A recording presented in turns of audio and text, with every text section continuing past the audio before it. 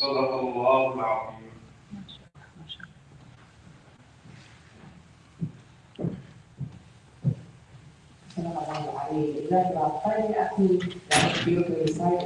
Hey, I can't believe it. I'm kidding. We're very high, so the weather, other than here in PBS, I will say a few words to welcome us to this day. So, welcome to this day.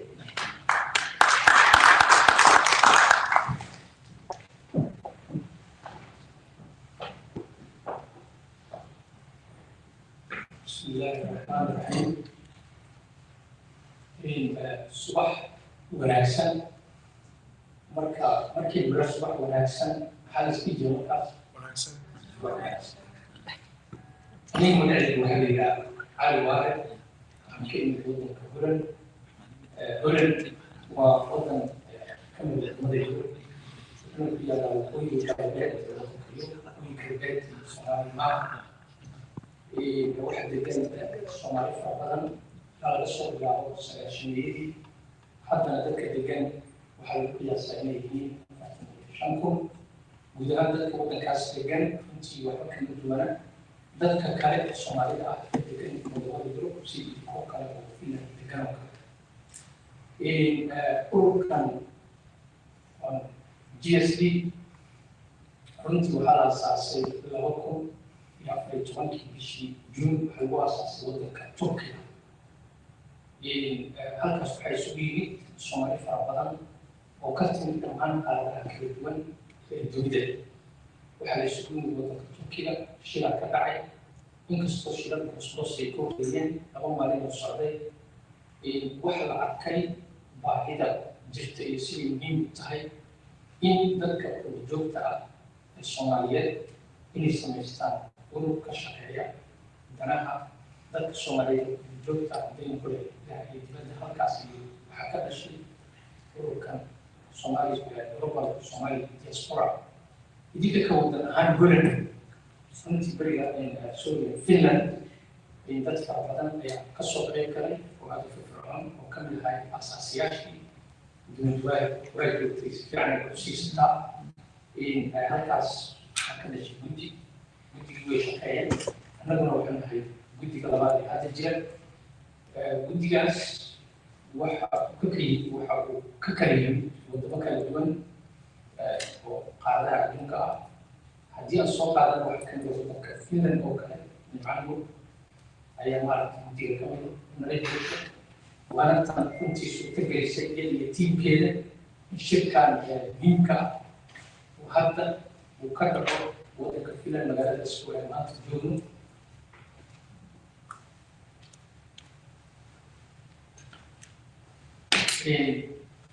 marka ururka markii la asaasay runtii ururka ujeedooyin ayuu leeyahay 3 arrimood ayaa ugu muhiimsanayd arrinta koowaad waxay ahayd in dadkaas joogta ah ee Soomaalida ah meel walba jooga in mobilization lagu sameeyo dadkaas iyaga ah oo la abaabulo markii la abaabulo kadibna ay noqdaan dad xooggan oo isku xiran oo maaragtay wax wada dadku markii ay isku xirmaan waxbay wada qabsan karaan laakiin marka hore isku xirmaan way u qabtaan oo ay noqdaan dad Soomaaliyeed oo wadamada ay ku nool yihiin sida kuwa kale noqda dad wanaagsan oo runtii ka qayb qaata waxa ka socda waddankooda haddii kula afkiyo kartaan ganacsi oo inay shaqaystaan siyaasadda waddankii ku biiraan taasoo kaliya in lagu mashquulin ee waddankii ay ka yimideen runtii maaragtay inay maaragtay ka wada hayaan oo ay ka wada qabaan ujeedada koowaad runtii taasay way suurta gashay oo GSD marar fara badan ay mobilization ku samaysay dhammaan Soomaalida joogto qurbaha oo ay ku dhiirigelisay inay dhibaatada waddankooda qabtaan wax ka mid ah abaarihii wax ka mid ah qaraxyadii ilaa maanta xataa inta abaaraha uu jirto xataa GSD si aad iyo aad ayuu jiray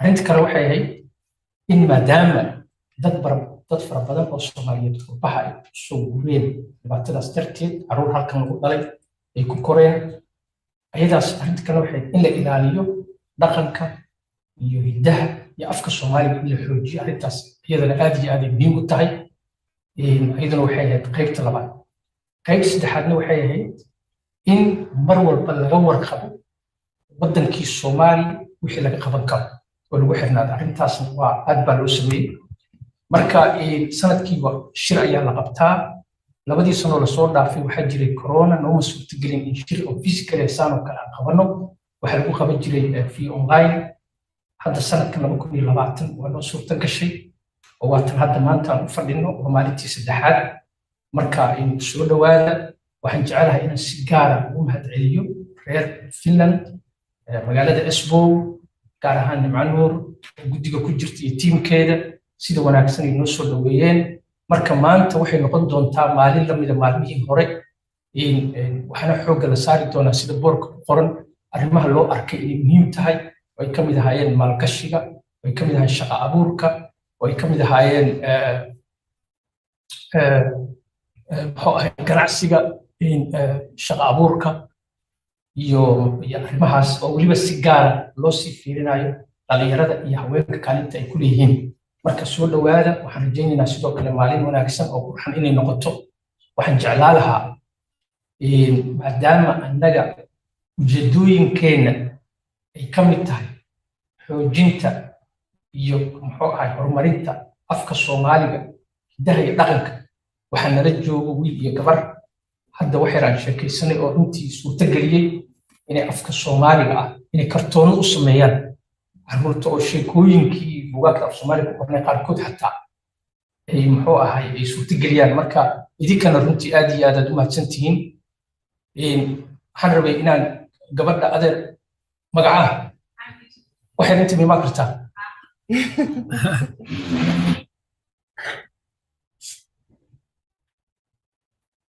haddii annagu afkeena aanan ilaalin noo ilaalinaysa malahan annaga waxaan la yidhaha Soomaali waddankeenna waa Soomaaliya afkeennuna waa Soomaali marka waxaa naga wada dhexeeya qof walba wixiisa gaarka asaa ilaashada laakiin waxaa naga wada dhexeeya wuxuu u baahan in la iska xil saaro marka wax weyn ayay qabteen adeer af Soomaaliga ugu sheegi kartaa shaqadaad qabataan su-aasha koowaad waa tan labaad ma taqaanaa mahmaayaha Soomaaliga wax ma taqaanaa laba xabo ma sheegi kartaa ama hal soo dhawo السلام عليكم ورحمة الله وبركاته مقعي وحمد يوسف قيدي عادة ما تنطانا أي وعدة مركز سؤال شكوى ذاك جوابه شقدها هاي نحلها Somali Tunes مركز waxaa diyaarinay kartoono af Soomaali iyo buuga maqalka marka waxaa rabnaa carruurta Soomaalida inay afkooda hooyo bartaan xoojistaan sheekooyin Soomaali inay loo akhriyo ama dhagaha ka dhageystaan marka waa kay arrinta mahmaayaha Soomaaliga wax taqaan hal ama laba ku sheegi kartaa laba ku sheeg midda koowaad waxaa waaye kan oo iska xoogaa classic iska ah daboolama dahab kan labaadna waa aad u jeclaa waxaa waaye bun hadda la waaye bedelkiisa la helaa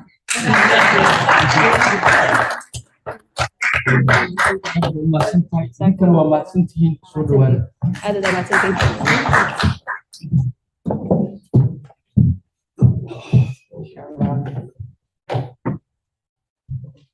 mahmaahda waxaan soo xasuustay mahmaah kale oo anoo yar aabbo ii sheegay tani yani hadda xamdi maasha allah waxaad sheegtay xikmo ay ku jirto tani xoogaa waxa waaye addasayn kala joogso ragga saddex baa u dhiitaa layiri ma garanaysaa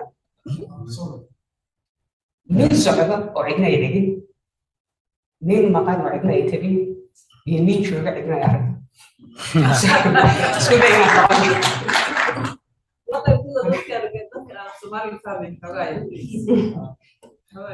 So that was the portion of the beginning of the seminar that focuses on Somali traditions and sayings that are impossible to translate, unfortunately, but they were funny.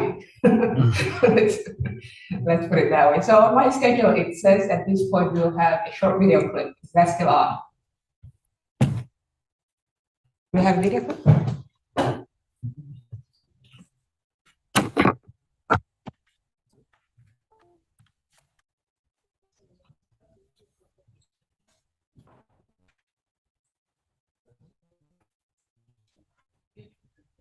Yusuf.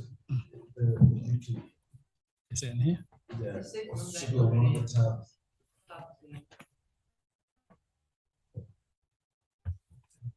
already there. And you go to tabs, different trailer.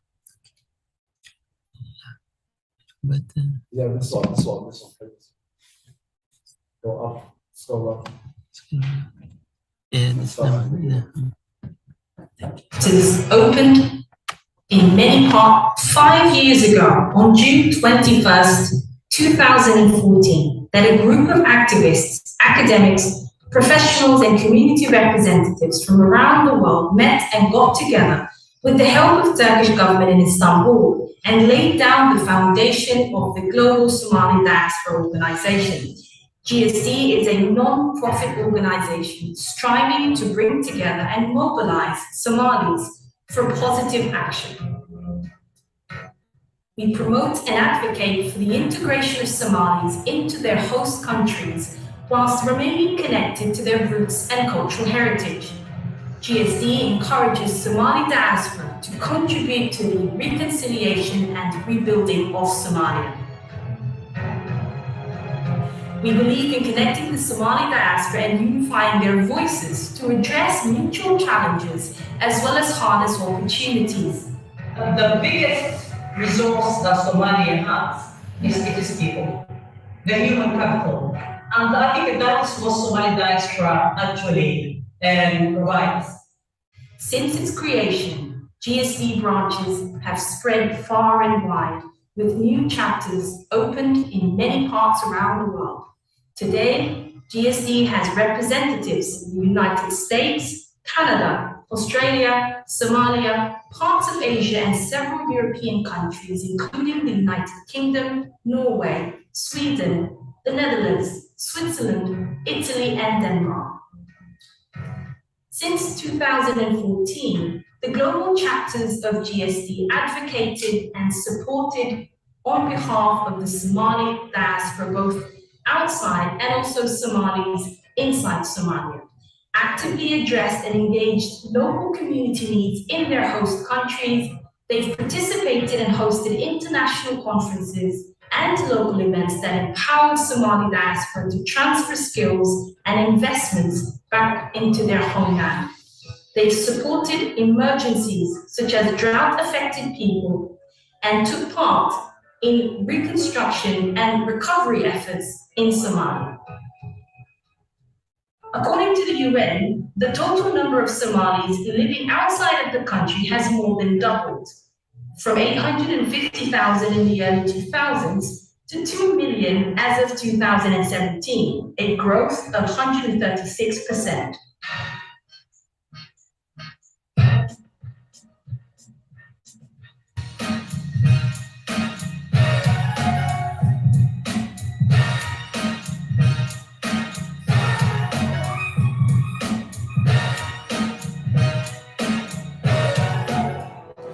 GSD works to empower Somali diasporas to realize their full potential and inspire them to contribute to the growth of a harmonious, cohesive, prosperous global Somali society.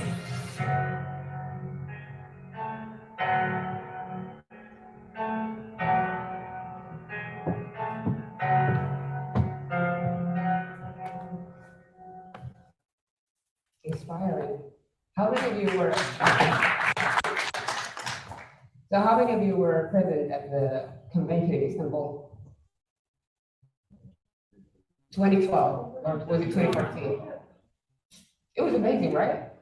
Some really, really good conversations. And one of the things that really stuck with me was meeting with a lot of old Somalis, because that's something you don't see here. Like, you grew up in Finland, and the oldest generation you know is practically your parents' generation. There are no grandparents. There are no, great-grandparents or uncles or aunties. So that was for me like this amazing situation where everywhere you look, you could see these very old, usually men with henna beards and like a stick and talking in a way that, you have to be like, sorry, what? I'm so happy. But it was amazing, and some excellent conversations happened, and it's good to be again around the same topic. So thank you for having me here today. And now we continue with our first keynote for the day. And before we get to that, let me just read from my notes. It looks like I'm reading social media, but I'm not. It's just my notes are on my phone, so it's okay. Doing amazing. So we are going to discuss breaking the bias against youth and women working in different sectors. And this is like when it comes to economy, of course, we need all genders, all ages working and using their potential as best as they can. And the segregation that happens in the labor market is really something that is, it's something I also work around here in Finland, because surprisingly, Finland being one of the most equal societies on paper, we have the most segregated education and labor markets in the Western world. And this is a little known fact. What this means is that in Finland, usually we have girls and women studying specific fields, whereas men study different fields. We have girls and women working in specific fields, and we have men working in others. And there's, of course, inequality when it comes to pay, because the fields that are generally known or recognized as male-dominated tend to be better resourced, or the salaries tend to be better. And this is something that in Finland we're currently trying to work on. And what's interesting is that oftentimes the ones that are breaking kind of the segregation are the migrants. So you will see migrant women working in what is typically in Finland considered male-dominated field, or you will see migrant men working in what's considered female-dominated. So I think this conversation is like important both, of course, for Somalia, but for Finland, and I'm really happy that it's happening here today. So to give us the keynote, I will invite here Ms. Nimpanur. There's a lot to be said about Nimpa, but let's just say she does a lot. She's amazing, and we are all honored to have her here. So please,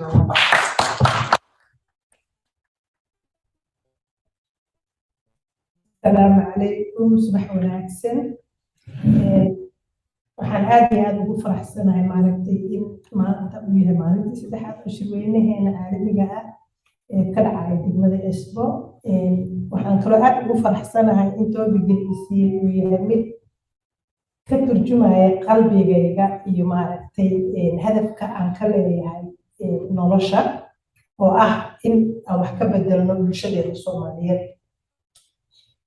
magacaygu waa Nimco Maxamed Nuur laakiin Nimco Nuur iigu waco in badan waxaan ka mid ahay qurbo joogta Soomaaliyeed ee ku nool dalka Finland xubinna ka ah sida walaalkay Cali Waara sheegay golaha fulinta golaha qurbo joogta Soomaaliyeed guddiga fulinta golaha qurbo joogta Soomaaliyeed barnaamijka maanta qodobka aan ka hadlayno wuxuu noqon doonaa haddii Allah awoodda idmo shaqo abuurka iyo shaqooyinka marka koowaad marka aan maaragtay ka hadlayno shaqooy maxaa tahay shaqo waa wax kasta oo qofka bini'aadamka uu qabto laakiin leh magacyo iyo maaragtay ujeedooyin gaar ah loo kala sameeyey qiimeyn ay dadku ayaga samaysteen laakiin aysan ahayn qiimeynta saxda ah sida faraheena ay u siman yihiin oo kaleeto aysan u sinayn ayaa shaqooyinku u kala duwan yihiin tusaale ahaan suulka bini'aadamku waxay siiyeen waxa wanaagsan inaan ku muujiyo sidaas si la mid ah farteena hore waxay muujinaysaa in maaragtay haddii qofka ku taagtay xushmad darro tahay sidaas si la mid ah faraheena mid ka mid ah waxaan u gooynay in ay caay iyo maaragtay qadxumo tahay nolosheena marka waxaan ku maareynay waxyaabo fara badan oo bini'aadamku u sameeyey isaga inuu maaragtay ku qiimeeyo sida isaga inuu la muuqato laakiin aan dhihi karno ma tahay sida saxda ah maya ma aha shaqo walba waxay leedahay hadafkeeda sharafteeda iyo qiimeynteeda laakiin ka bulsho Soomaaliyeed ahaan waxaa jira in aan leenahay waxyaabo kale oo ka duwan waxa saxda ah bal ummadaha kaleeta ay u arkaan ammaan iyo maaragtay horumar shaqooyinka qurbo joogta ay qabato haddii aan ku hormaro oo ku kala saaro shaqooyinka labo Soomaalida markay qurbaha timaaday waxay duruuftu la gashay si ay noloshooda u maareeyaan inay qabtaan shaqooyin kala duwan laakiin markaas aysan ku qanacsanayn la dhihi karo haddii iyaga la weydiiyo qulubtooda la dhihi maxaad raba jeclaan lahaydeen inaad qabataan ay jeclaan lahaayeen inay xafiisii fadhiistaan kursi maaragtay leexa ahna ay ku fadhiistaan laakiin duruufta oo saamaxayn iyo nolosha oo saamaxayn iyo bini'aadamku aan u wada samaysnayn qaabkaas darteed waxaa qof walba ku qasbanaatay in meesha nolosha ku geli karo uu ka galo marka dadkaas kala duwan waxay leeyihiin qaar ka shaqeeya meelaha nadaafadda qaar ka shaqeeya meelaha xamaaliga qaar ka shaqeeya waardiyaha iyo qaar ka shaqeeya meelaha hilibka lagu jiro intaba waa shaqo sharaf badan intaba qofku wuxuu cunay waa xooggiisu xalaal ah uusan gacan hoorsanin laakiin kategoriga bini'aadanka ay geliyeen wuu ka duwan yahay kan kaleeto marka haddii aad dib ugu noqono dhaqankeena Soomaaliyeed Soomaalidu waxay hidii dhaqan ku lahayd inay sameeyaan waxa loo yaqaano agabka guriga ay ku hoydaan iyo noloshooda oo dhan ma jirin waxay banaanka keensan jireen 150 sano ka hor ama 100 sano ka hor ama 70 sano ka hor laakiin intaas kadib waxaa imaaday dhaqan gumeystaha Soomaaliya ku faafiyay oo ah dhaqanka magaalada iyo tuur dhaqankaaga dhaqankaas gumeystaha uu keenay waxay noqotay inuu takooro bulshadeena qayb ka mid ah oo ah qaybta ugu muhiimsan oo dhabarta lagu ah dadkaas oo lagu haybsooco camalka ay qabteen ama waxa ay bulshada ku haayeen waxaa ka mid ah shaqooyinka caalamka ugu maaragtay qiimaha badan kalluumaysatada dadka Soomaaliyeed waxay kaga jiraan qaybta hoose laakiin waddankan Finland aan ku noolnahay kalluunka waxaa looga keenaa isagoo qaali aad u ah Norway way jeclaan lahaayeen maanta badda Soomaaliya ay leedahay inay yeeshaan kadibna ay ka sameeyaan warshado waaweyn laakiin duruufta uma sahlin sawirkaas waxaa ka muuqda nin kalluumaysanaya sheekadii awowna ay tahay wuxuu ka mid yahay qayb ka mid ah manhajka waxbarashada oo dhawaan aan kusoo bandhigi doono jaamacadda Helsinki haddii Allaha awoodda lagu ogolaado manhajkaas wuxuu barbaarin toos ah ku sameynaya carruurta Soomaaliyeed waxaan rabnaa inaan sameyno dib u gurashada kuma sameynayno xoog iyo maaragtay maqoonin laakiin waxaan ku sameynaynaa maskax iyo wacyigelin cawil noloshiisu wuxuu ahaa oday kalluumaysata ah shaqadiisa haysta laakiin ku sharfan sidoo kale waxaa jirta shaqooyin ay Soomaalida aad u liido laakiin markaan qurbaha joogno dadka ugu tijaarsan ah oo ah macnaha shaqada farsamada gacanta ama birtumista laakiin bulsho Soomaaliyeed oo dhan oo qoomiyada ah malaayiin ah ayaan ku takoornay hawshaas iyada ah iyada oo anagoo qaadanayno ideology ay noo dhiibeen gumeyste rabay inaan asaga gacan hoorsan aan marnaba uga madax bannaada sidee marka ku bedeli karnaa noloshaas waxaan bedeli karnaa inaan ilmaheena ku sameyno shaqadaas qiimaha ay leedahay aan barno waxaa halkaas ka muuqda awoowiye ayeeyo birtumaaya ama kaba tulaaya laakiin carruurtooda mustaqbalka ay ka samaysay warshad weyn oo maaragta lagu gado boorsooyinka iyo kabaha qaaliga ah maadaama ilaahay Soomaaliya ugu deeqay xoolaha nool kama faa'iidaysano xoolaha nool ayaan daro waxa ah in maanta haragga Soomaaliya qiimo jaban lagu gato oo shirkado wadamo kale ay qaataan dibna looga gado dadkii Soomaaliyeed iyagoo kumanaan ah laakiin aysan dareensaneen waa qayb nasiib darrada ka mid ah bulshada Soomaaliyeed haysata in ilmaha loo fahansiiyo shaqada iyo waxtarkeeda iyo qiimaha ka dambeeya waxay maaragtay qayb ka noqonaysaa inay bulshada Soomaaliyeed sinaato sinaanta iyo cadaaladda shaqada ka bilaabataa marka ka soo tagno qoyskaas maaragtay kabaha tolaaya waxaa jira xirfado badan oo Soomaalida ay haysto waxaa jira qashin qaadista iyo nadaafadda diin ahaan Nabi Maxamed alayhi salaatu wasalaam wuxuu ummadda faray muslimiinta inay qayb ka mid ah iimaanka ay tahay nadaafadda laakiin ayaan darrada bulshada Soomaaliyeed haysato waxay tahay inaan guriga nadiifino iridiisa qashinka aan dhigno taas marka waxay muujinaysaa bulsho ahaan in private uu nala weyn yahay laakiin waxa la isla leeyahay uusan dan aanan ka lahayn kama turjumayso oo keliya inaan nadaafadda ku liidano oo maaragta aan magaalooyinka caalamka magaalooyinkeena ay uga liitaan laakiin waxay ka turjumaysaa danta guud inaysan wax qiimo ah lahayn ee qofku uu ku qanacsan yahay gurigiisa iyo jikadiisa iyo musqushiisa inuu nadiifiyo laakiin 2 mitir oo gurigiisa ka baxsan uu qashinka dhigo maraan Nairobi tagay 2020 waxaan arkay meel aan u malaynayo inay maqaayad ahayd marka nin baa biyo ku raaysan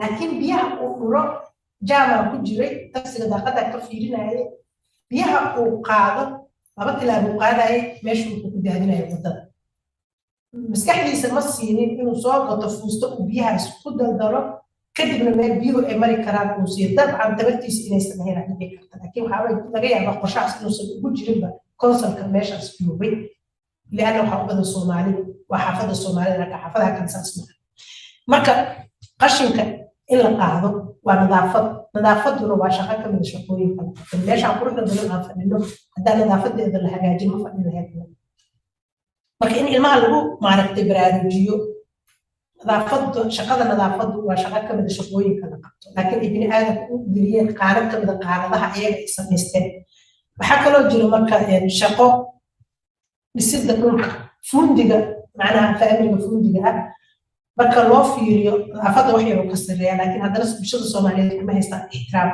iyaga laftirkooda in carruurteena aan barno in artisku uu yahay wax noloshooda wax weyn u ah aanan ka joojinin marka maxaan u baahannahay waxaan u baahannahay shaqooyinka la yaso maxaa loo yeesaa in la isweydiiyo waxaa loo yeesaa baahida jirto darteed waxaa loo yeesaa inaanan haysanin qalabkii aan ku horumarin lahayn waxaa loo yeesaa inaan noqono bulsho gacan hoorsiga u baahan mar walba aan xor ahayn xorriyadda waa lala siiyey calan bulig waa lala siiyey laakiin xorriyadda maskaxdana lama siiyo marka waxaan u baahannahay inaan bulshadeena ku dhiirigelino shaqo kasta waa muhiim shaqo kasta aan uga maarmi karnana gacan hoorsi waa muhiim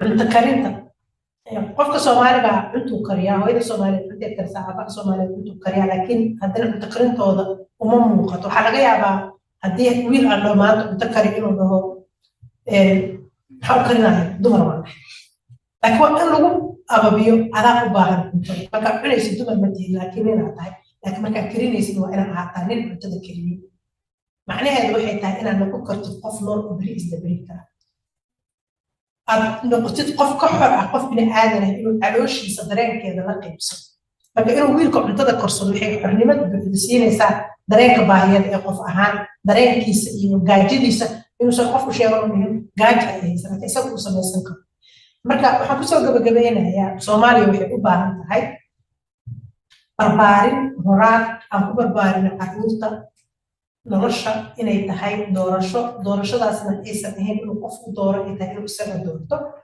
manhajkan isagoo dhammaystiran hadda qaybtan waa galaaska labaad isagoo dhammaystiran insha allah dabeecada sanadkaana soo bandhigi doonaa si haweenka kugu sheegay laakiin waxaan u baahannahay wadajir inaan maaragtay qashinka meel fog geeyo inaan guriga hortiisa dhigan intaasa kusoo gabagabeynaya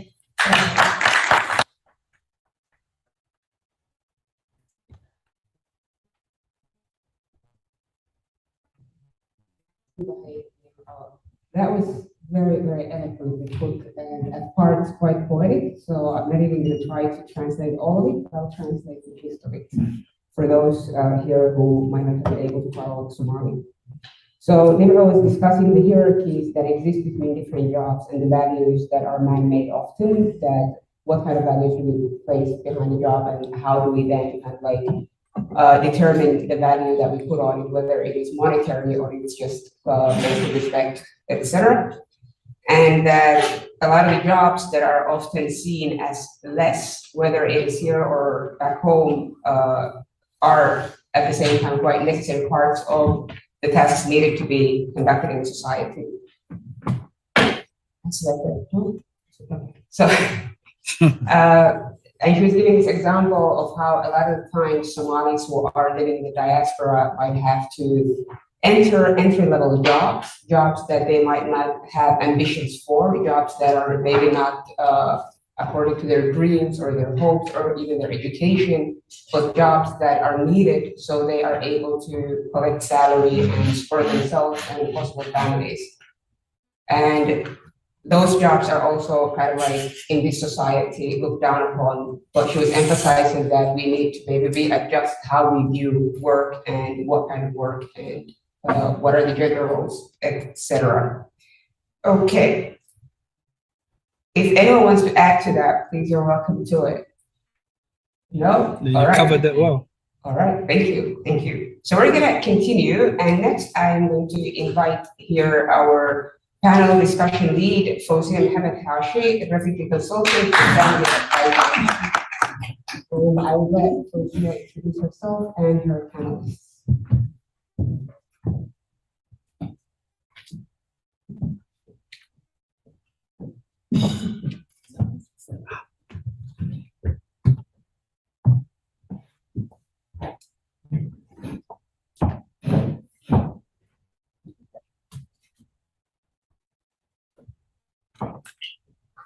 السلام عليكم ورحمة الله وبركاته. مهدي ناكسن. أربعة مفرحين هاي عندنا هذا شكله يخبر ده كلها اللي هو ده أنه مانتي ترايدرين نسكت دينا إن نحل وهلنا أما طلع نسين كرنا ضد كلام قربها هتشوفي أما وضد هتشوفي أنا شخصيا أنا شقالة حفيز شقالة مجال النرويج مجال أرند معنا هاي قحوت جنا مسؤول بنتها dhibaatada aad kala kulmo marka ay noo yimaadaan familiyaal Soomaaliyeed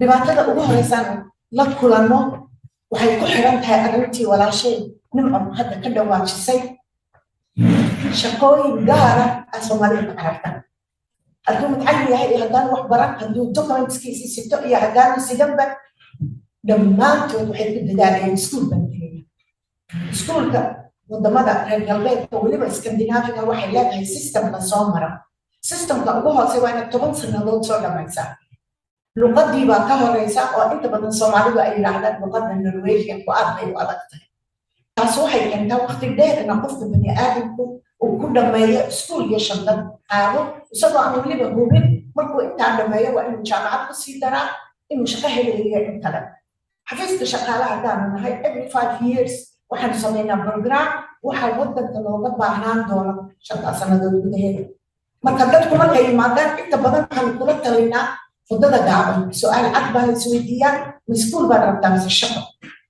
أنت بدل رجع حيد بدل شغال سواء تفهم ليش وفي صوماليا أي ربان إنك كان سنة وكل واحد كان سنة ما كان إن شاء الله أريد سنة دولار هذه دونا وحنا إلى وضع إن شاء الله يوسف نور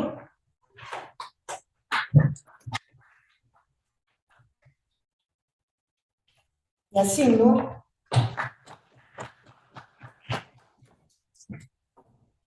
عبد الكريم شراء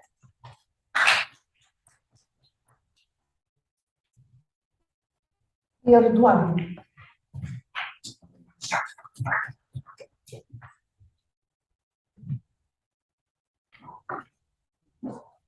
conference the sanad kan muhiimaddu waxay ahayd dhalinyarada iyo dumarka waxaan jeclahay inaan matali karno dumarka iyo dhalinyarada oo khibradayadii aanu soo marnay inaan wadamada joogno isla qaybsano waxaan jeclahay marka hore ku fuuda in shamil qaabto oo meesha ka shaqeynayo uu nooga sheekeeyo iyo khibradda meesha ku yeesho بسم الله الرحمن الرحيم أسير عمر نور إذن قد كان فينلاند waxaan ahay arday barta waxaan bulshada sidoo kaleeto waxaan ka shaqeeyaa shaqooyin dhowr ah oo ay ka mid tahay shaqooyinka jikada kaleeto waana waxa ugu maarata mawduuca muhiimadiisa ay tahay jikada ka shaqeeya dukaamanka iibiya arrimaha qofka ka shaqeeya السلام عليكم. معي وعلى السلام معكم وعليكم الإنجليزية هذا لندن هذه طبعا كان discussion كان community هي واحد الشقية أو كانت حفظ استخدامك overcoming كانت ستنا سواء كانت ستنا مهمة وحاول إنجليزي يقول عن help people see themselves better than they are. So for those that speak English, try and do this as a trainer, support people to see themselves better than they are, and also in other things in terms of business. So, but my main goal is to help people support the journey. You know that, so it's always a challenge. ساعدكم كمان في سؤال يعني هنا هذا واحد كده هو فينلاند وعاكش أوروبا كذا هذا وفي الصومال نقول قرار لا تدري حققنا وكذا طلعت الوقت بنتهم شرعنا كذا قف مش هستعمل كل شيء كذا نرجع وكذا إن وقت برضه ما هو قصة شيء السوميشن كذا وكذا iyo jeclaan qofka ku jecel yahay inuu mutaqaanaa speakerka noqdo in qof awal waxa soo qabto uu ka caawiyo marka soo dhawaada sida marka ku soo dhawaada السلام عليكم. مجري إلى بس سوري وإحنا على القراءة وقراءة الدنيا يعني وحنا قريتوا الدنيا وإيش ده كل هذا خالق وهذه فكان وحنا هاي أبو waxaan dhiirigeliyay dhalinyarada xayal dhalinyaradu waa hantidii ugu weynay dadka ilaahay siiyey dhalinyarada waxaa waa sida shidaalka haddaad ka qaabsiiso barcaya laakiin haddaad gaari ama makiinad ku shubto wuu dhaqaajinaya marka hadafkayga wuxuu yahay sidii aan u dhiirigelin lahaa dhalinyarada oo shidaalkoodii loo jiheen lahaa dhanka horumarka iyo dhaqaalaha dadka bidalika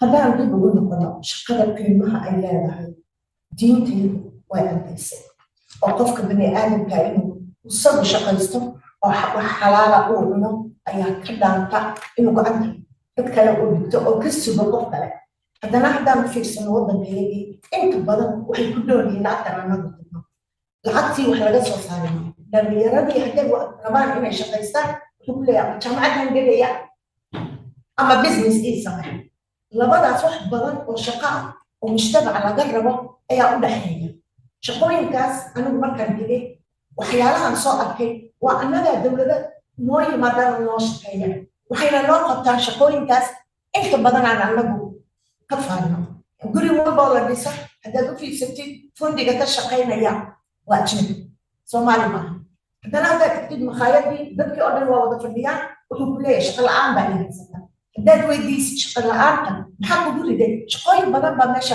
looga baahiyay jawaabtiisa waxay tahay shaqo khafiis baa noqon fikirkaas iyo dhaqankaas ayaa lala soo dhoofay oo qurbaha lala soo galay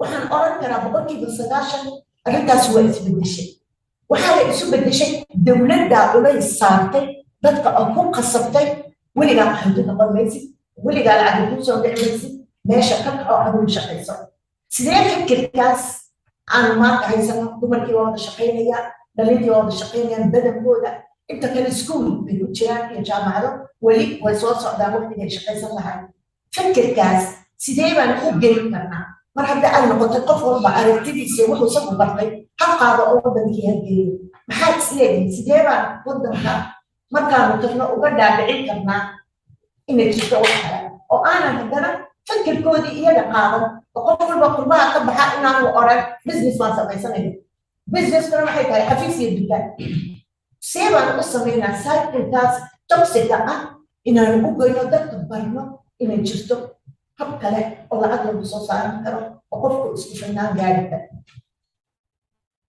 yaa u baxay waa mahadsan tahay sida sheegtay waa sida saxda oo maaragtay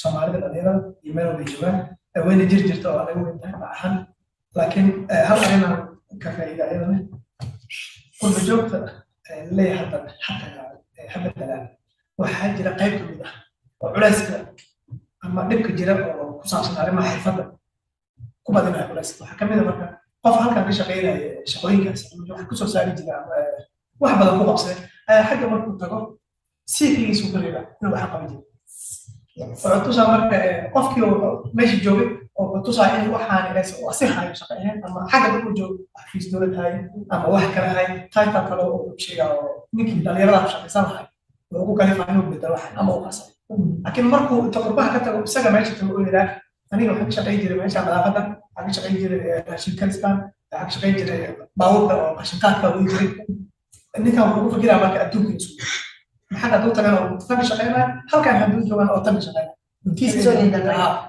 لكن أنا نفتي مركا أما قف اللي هبل يجيبه ودي كي بساس كاه هبل أنا قرنا وحين قلنا مركا إن لا يتبع لي حباب وصل يدك يو حباب وصل على مركا أنا قلت نيجي نشوف يعني أنا جالسين مرحبا بنا سووا إبر بالجوين وده ما حرفة يسمى إنه قطي شغالين وقبلها إمارة إنه قطي شغلوا عين هاي وده كان مركا له هل شيء هو حاجة عجيبة يرجع أنا بكشف إنجلي لا فقط استرجع إنجلي شو تقريبا كوكاليتو مركا وحنا على جبل طريق شوارع مالك طريق شوارع مركا طريق شغالي وحياة وكلا حياة على معاها المدرة قشن كان يحيى جدا ما هو بالرعاة حلي السنة ومعه أو كشف أي رعاة ما أنت مروح هذا وسلام جل وسلام جل مالك كبير وقري ما يرى مكانه مثل ما أنا لما الدين هذا عشان هذا marka waayo wata iskuul ay jirtaa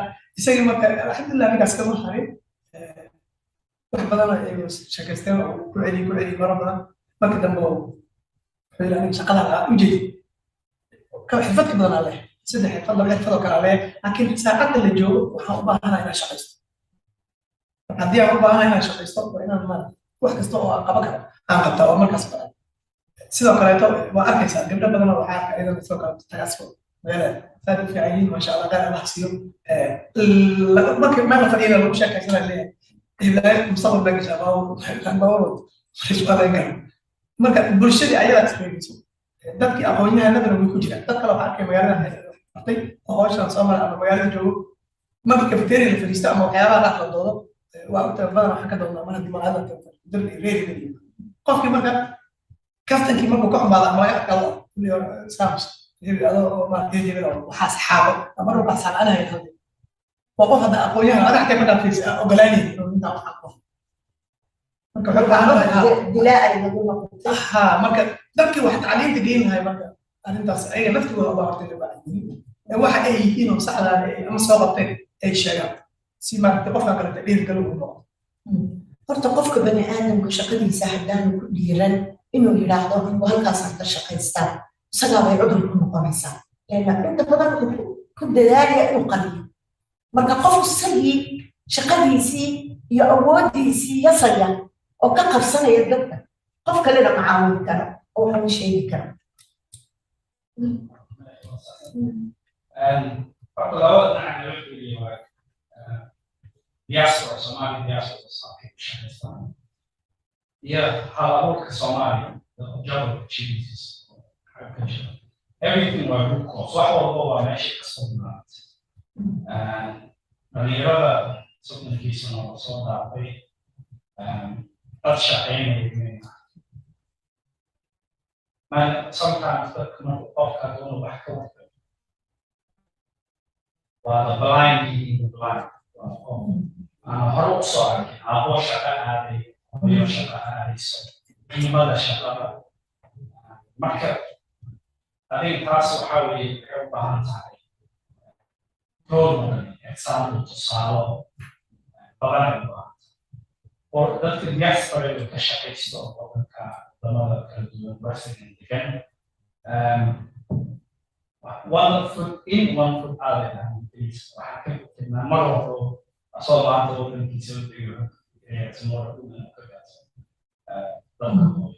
إسلامتي وحكي يعني الناس opportunity كما سيسي إنه documentation سوى هذا أو communities ما هي العقل ما I think say هذا أسرة مهمة وحاولي إن أنا كلمة واحد يدري غيرنا يكون أحسن من كشف إنسان شقيوني كبلا automated by I think technology هذا feels I think the World Bank did a research for all the keywords of a lot of the event.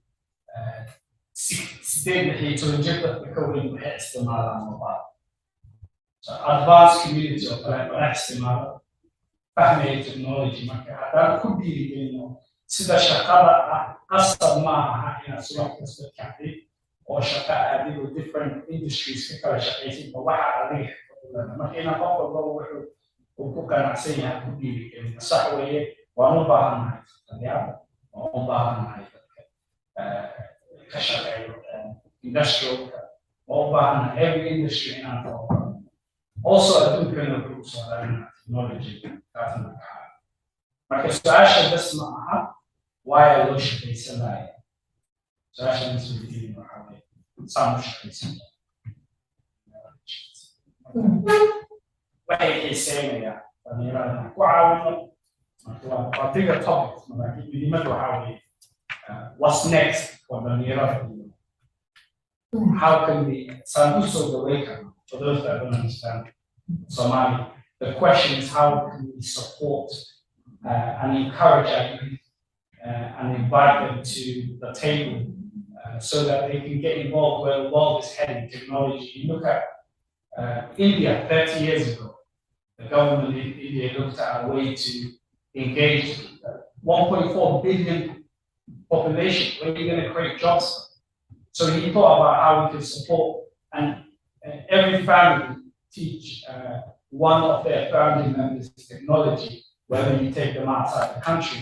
And now today, 30% of the world's technology is run by the Indian community, the CEO of Google, etc. You look at everywhere. So I think Somalia can be the hub of IT of Africa. If you look at the technology, we're well ahead of that. So I think we need to push. markaan bilownay dooda waxaanu ognahay maanta dhalinta Soomaaliya jooga inay dadaalayaan intii awooddu siisay sababta iskuulkii baa lacag jaamacaddii baa lacag qofkii helaya support waa tegi way rabaan dhalinyarada oo dhan wax kale ma raadinayaan weliba shaqooyinka sare hadaad weydiisid fakirkiisa iyo riyadiisu waa inuu xafiis fadhiisto mushkiladdu waxay tahay bulshada Soomaaliyeed mar walba shaqooyinka waa u baahanahay mar walbana culays way nagu noqonaysaa inaan dad dabadda ka keeno inoo qabto shaqadaas dhalintiina ay fadhiyaan marka waa inay jirtaa hab dadka dhexda ah aan jaamacada ka soo bixin tacliin sare aan sida inaanu tusno waxyaalo kale oo waddanka looga baahan yahay oo qiimo leh oo sharaf leh oo ah lacag ka helaysa taasaa aad iyo aad u adag taasaa toxic nagu noqotay waddankeena muxuu ka shaqeeyaa inaan helin حتى قبها مركز الجنة هو يروح يقول لها هاي رين هبل إنا كدوان دكتور رين هبل إنا كدوان جنير شركة كدوان كفرة إنت كلا مراكب في جنينز عروتي بقى وحنا خصوصي هذا ماما نوروي أنا قاعد باستعمالنا قبل كنت يرمي كده يتعب شقيسه هذا سن يهدايا كبوسنية ويمكس دارو كله هو يا أباي لو أبدا taasna waa door weyn role model yaa guriga ku jooga waad arkaysaa haddii aabihii 30 sannadood waddanka joogay dreamkiisu ahaa pension boardka noqonaya lacagta qaadanaya Soomaaliya ku noqonaya aan waxbaran aan shaqaysan arrintiisa guriga joogta wadadaas u bay raacayaan marka ani waxaan hubaa haddii dadkan dabadaha ay ku kalsoonaadaan shaqadooda sababta lacagta aad diraysid ay ogaadaan inaad ka soo diraysid waan talahnaa lixda subaxnimo ilaa lixda galabtii waa shaqaynaynaa lacagta markaad dirtid qofka aad u diraysid hadduu og yahay halkaad ka shaqaynaysid adigu isaguna wuu dhiiran lahaa horan haddii anuba lacagta halkaasaan ka soo saaray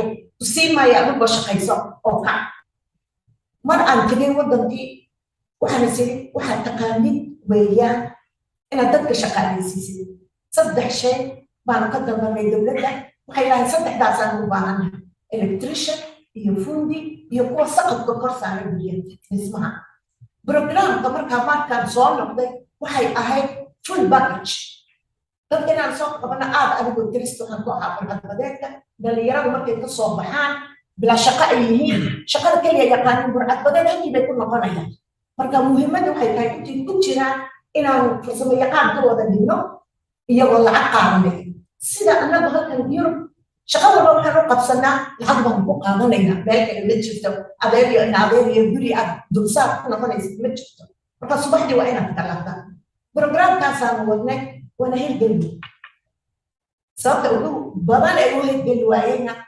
3 sannadood cidnama rabto that's the main problem waddan dhan oo leh arrimaha sanad marno marka waxaan isleeyahay ilaa dowladda ilaa wasaaradda tacliinta ilaa arrimaha bulshada inaan laga wada shaqeeyo oo dadka sidii loo bedeli lahaa maskaxdooda oo la tusi lahaa dano 5 6 8 مليون nahay 8 xafiis lanoo hirmaayay waa inaan bilownaa inaan soo jeedino soo dhisno tusno ina ay fadhiga aad fadhidid ay ka wanaagsan tahay shaqooyinkaas aad qabanaysa okay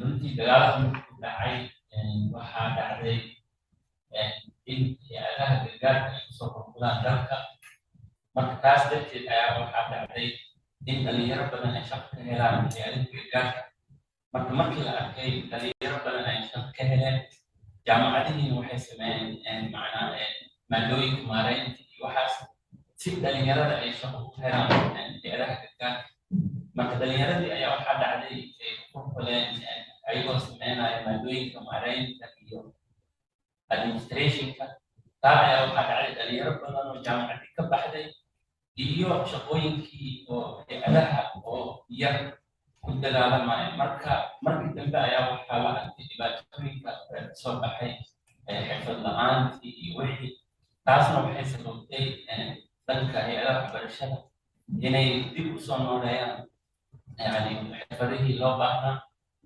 dhanka waxaa jira inay ka faanaan waa jira laakiin waxaa aad uga dhiibiyey suugaaneeda soomaaliyeed oo ka mid yahay abwaan maxamed bacad xaayo oo geeriyooday allah naxariista wuxuu sameeyey gabayo uu ku dhiirigelinayo ummadda tix ka mid ah wuxuu yidhi farsamada gacantu in farshaxanka taariikh u yahay faciya jiirkeena mar haddaan farshaxan jirin maadaam edima yeesheen allah faxana soomaaliye yaa idin fahamsiiyo wax adduunka lagu faano yaa beri ka faantaane marka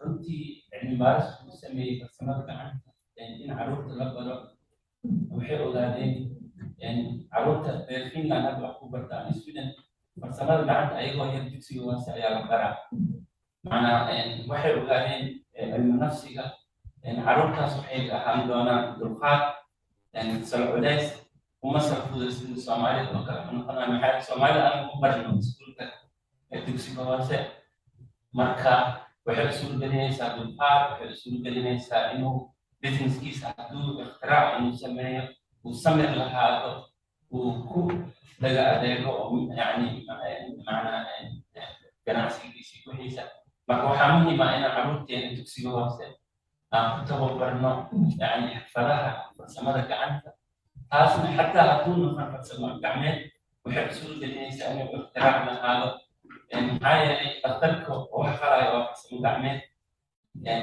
dentistiga dhakhtarka intaa waa farsamo gacmeed laakiin intuu yar yahay haddii hay-adaha waxbarashada ay dhaqan geliyaan manhaj ah inay ayagoo yar ay wax bartaan waxay isugu gelinaysaa carruurtaas inay horumaraan dabeecaddoodii ay horumarto waxay yidhaahdaan hand heart and head waa 3 h macnaa farsamada gacanta waxay isugu gelinaysaa 3daas qaybood inay coordination sameeyaan ay isku dheelitirmaan qof gacantiisa iyo qalbigiisa iyo maskaxdiisa ay isku dheelitiran yihiin سيف لابد من أنا قاعد كم صهرش هو قلبي معنا واستعماله يا عرضيس وحكمين ترى ما تفصلوا عندك فإدوين بدن عيال موجودة ما كمان هنا كفانا سيرو كلا بيرها ومهم أصلاً أبوان قاعد حيو وكتير قبل وأنا نايس ومالي أنت بيرها وحوي بنت تعب يا مرة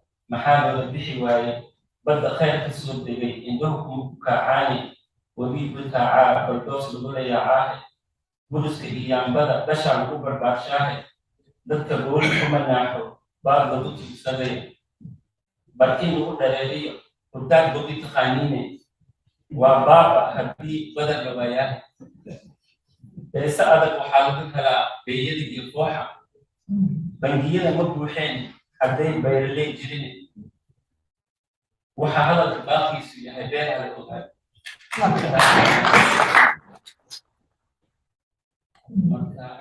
runtii dagaalada isugu dhacay wax ka run sheegay waxa ka jira sugan leedahay yani ilaahay jannada dowraadi marka dhalinyarada waxaan ku boorinayaa macnaa inay sugaanta u noqdaan maxaa yeelay qurbaha markaa imaado waa iswaayeysa adoo dhan iswaayaya marka si aad isku hesho sugaanta soomaaliyeed waa inaad aadin insha allah taala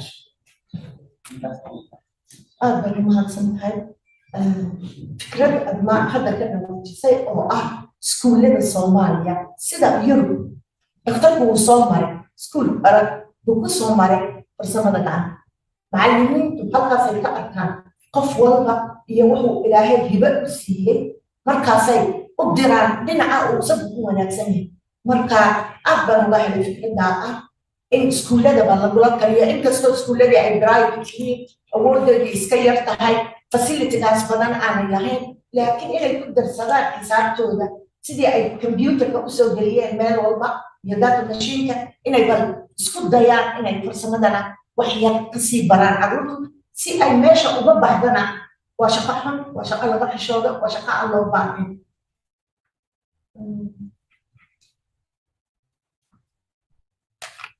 waxyaalaha kale iyadana aad u muhiim tahay kolayba waddankeega iyo Yurub baan joognaa sayna nimca nuur ay uga dhawaajisay waxaa jira shaqooyin ragga u gaara shaqooyin dumarka u gaara inkastoo hadda aanu bilownay inay hablihii la shaqeeyaan raggii oo taxi ay wadaan bas ay wadaan kumana khasaaroobin dhibaatana kama iman marka Soomaaliya lafteeda inaan fikirkaa galno aniga kacay iskuulka farsamada gacanta markaan soo booqday waxaan helay gabadh keliya oo waxay baranaysaa ahli waa gabadha keliya yaa bay ahayd dadku markay yimaadaan waa loo geli jiray marka waxaan jecelahay inay imika xaalku ka wanaagsan yahay oo ay waddankii bilaabeen dumarku inay shaqaystaan shaqadu aanay ahayn hilib iyo yaano iyo waxaasan suuq la fadhiisanaya oo gadaya ee ay inta dhexe ee xafiiska iyo suuqa u dhaxaysa inay dumarkuna ku soo dhiiradaan inay soo galaan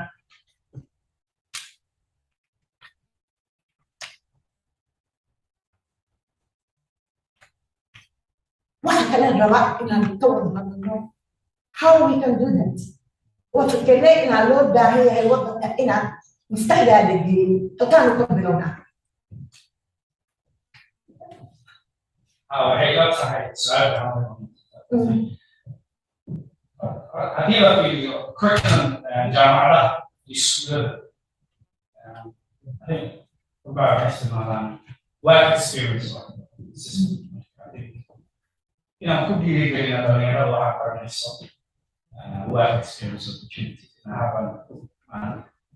دعوات كمبينية free work and كمبينية وكذا يعني free workers middle how first time job seekers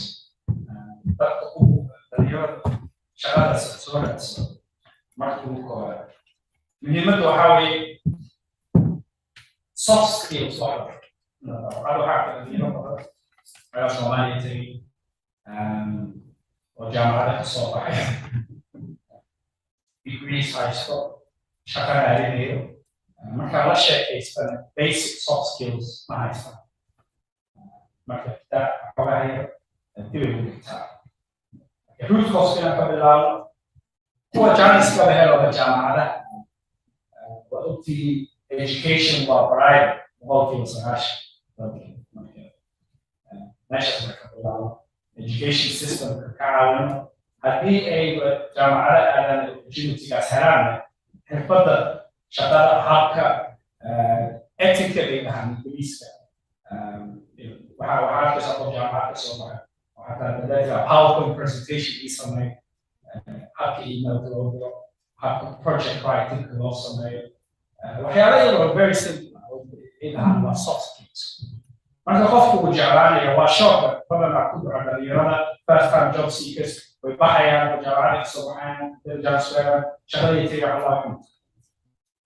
مرة سويت لا I'm just was sitting here ماما مو مشكلة.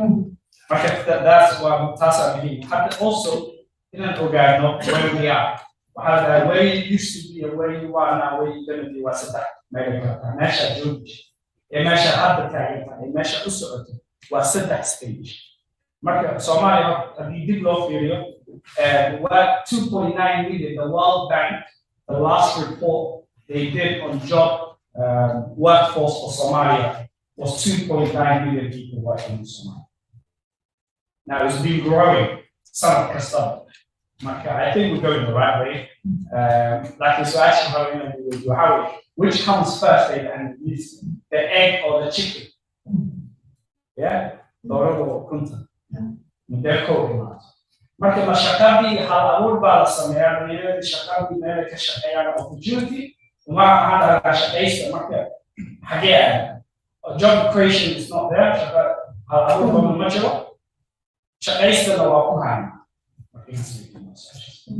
waxaan adan garoon horta dhalinyarada qofku waxaa wanaagsan ugu horeysay asal doorashadeeda oo lagu dhigo kale shaqada ama fiican tahay ama loo xisiin وجود ممكن الصحافي سوري كونسلتنت وحاجه يشوفوا فكره اي لحظه اشخاص ما بيستوعبوا دي واحد صوبها يعني بس تنعس ممكن يصور marka mid kale ku daran inta wadanka in hay fadlan shaqooyin kooxda oo rabbi shaqooyin wadi shaqooyin marka wasaaradda waxbarashada kale ayaa manhaj soo dhistay marka Soomaaliya inta iska tago wax iska bilo wax wanaagsan dowladda in dhanka wasaaradda waxbarashada manhajkeeda lagu wado dugsiga xirfadda inta tacsiya lisa kadib markaas dhalinyarada xaggaas kasoo baxday warshadaha laakiin ayagoo wax sameyn dhalinyarada shaqeysta maanta lagu celiyo meel ka bilaabay qana xataa waxaa laga hadii kooxda waxa ka sameyn lahayd taayib baahi qalab wax siisiisan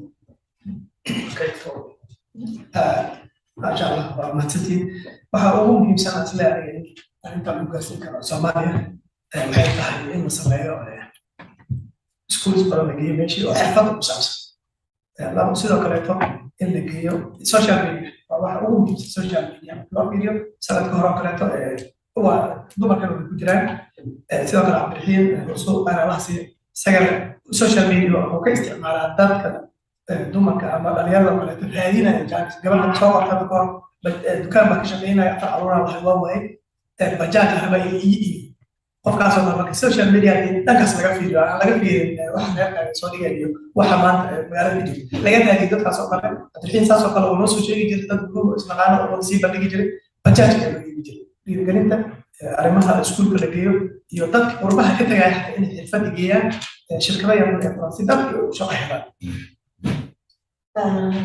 gunaanka hadda waxay tahay hawshu saddex qaybood bay leedahay qayb waa annaga dadka dibadaha jooga waa inaan caawinaa dhalinyarada wadanka ku jira ee niyad u haya inay wax bartaan ta labaad waa dowladda Soomaaliya inay ku dhiiriso dhalinyaradaas oo ku caawinto say skill u yeelan jireen ta saddexaad oo ugu muhiimsan oo wadankan u haysta inay dib ku hayso waa organizationada dibadda ka yimaada wadanka nala mid United Nations leedahay iyo mid wadamadu ay kala leeyihiin iyaga laftooda labaatankii sanadood ugu dambeysay wadanka wax gelinayeen wax walba waxay sameeyeen administrative af ingiriisi baran saad ugu shaqaysatid hadda suuqii waa buuxsanay suuqiika shaqo kama laha dadkii oo dhan farax joog iyo qurba joog waxaa la wada taagan yahay wasiirka halkaas lagu degan yahay shaqo isii waa inaan marka annagu dadka dibadaha jooga ila waxbaan ka qaban karnaa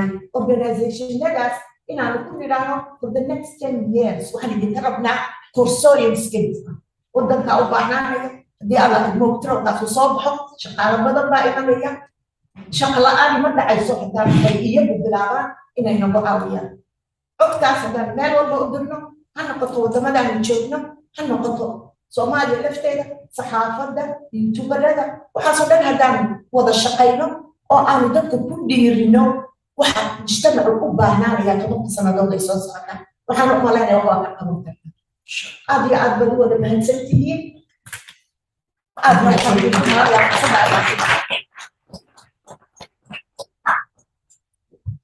Thank you very, very much for the panelists and panel lead. That was really interesting. Thank you. So Hatta, we take a break, 5 minutes, and then we come back here. We have a keynote and another panel.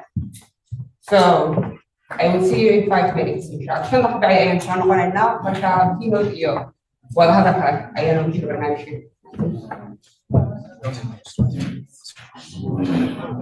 No slides.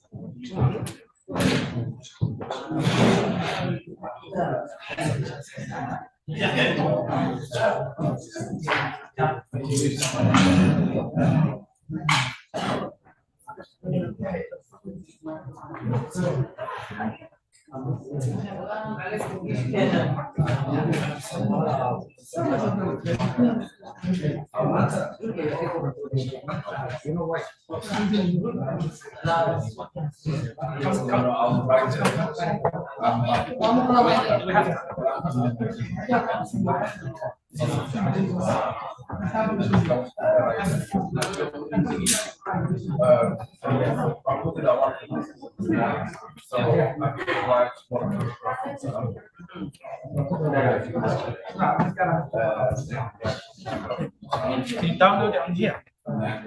Can you download it on here? Let me know when you're done and open it for me. This one. The Zoom is still on here. Yeah, the Zoom. Okay. Oh, is it? Okay. On the Zoom. Okay, Ahmed. It's okay now. Ahmed, he's dead already. Who's that? Ahmed? Yeah. I have to get another one. Okay. Okay.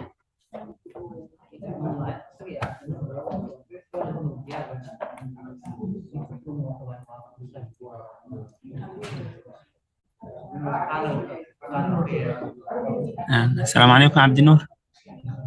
وعليكم السلام ورحمة الله. Bazi. We are on break. Inshallah, give us 5 minutes. Inshallah, but you're on. Yeah. Yeah, Isaac. No problem. Okay. Inshallah. All right, sure. I'll let you know when we're ready. Inshallah. Yeah, brother. Yeah, sure.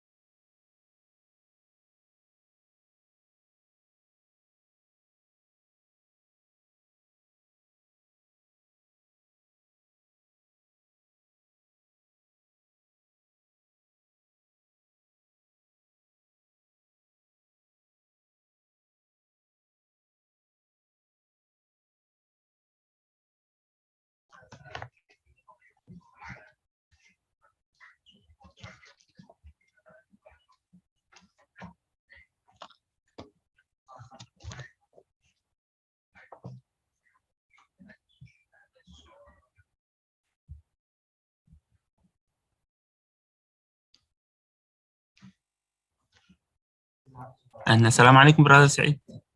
وعليكم السلام ورحمة الله وبركاته. الحمد لله. وحير بريغان ku jirna insha Allah adiga ugu horeeya oo keynote speaker markuu diyaar noqdo ana ku sheegay insha Allah. Okay, marka sida ma sii sameyn karaa? Can I check minaan baalayda iyo download gareysan karo? Okay, yes. Let me make you as a co-host and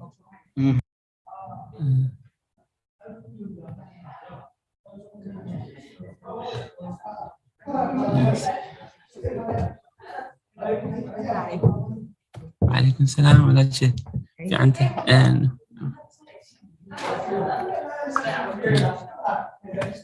Is there something I need to know? Yes. Yeah.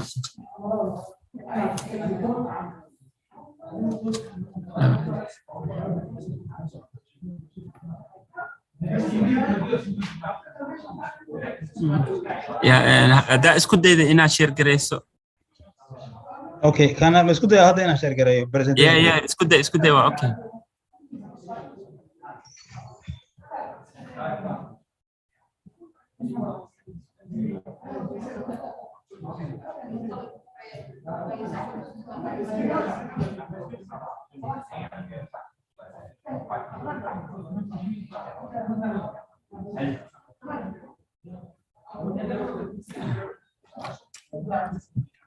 Let me write.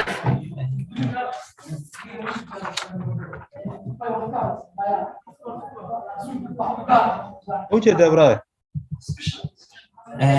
ها وجدها عدوكو ديار سنة حتى معناه إن وجدها هذا كل خطبة مركب بالعوض شيرينج واسمين كرتها إن شاء الله أنا وجدنا قرأت سي بروجكت معنا قلك أكتوبر 2022 وجدنا عادي إن شاء الله.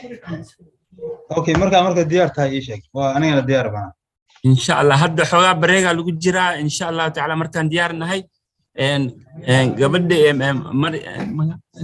مريم أياد دهنيسا إن شاء الله يوسف أيها كو شيء إنه دياري وحول إن شاء الله.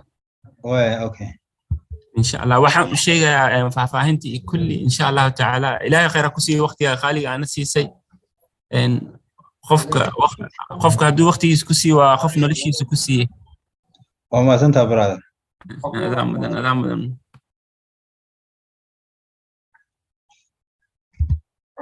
Garaan jooga si ka socda jooga marka shanta ka haystaan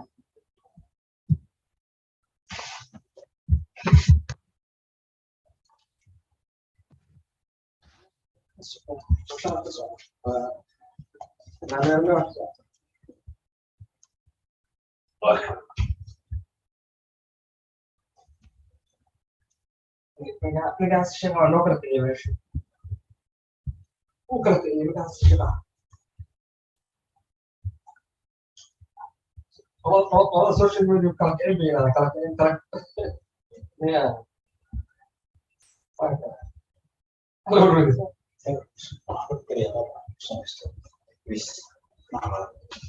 yeah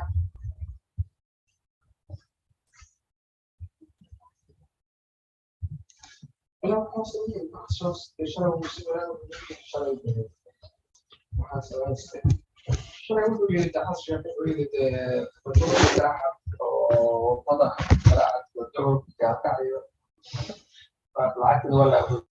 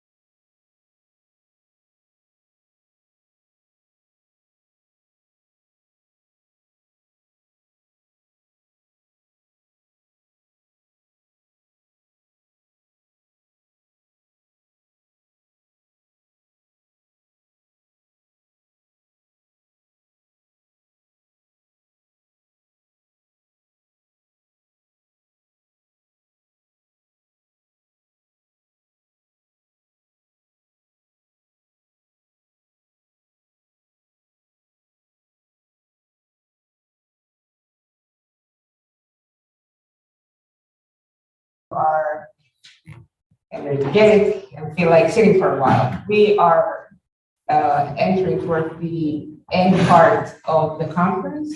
So, okay, هذا حنروح البرنامج سعيد زايد, the founder and developer of Qiraat Project, one of the most successful community funded project that took place in the region. So I would like to welcome Saeed to give us the keynote.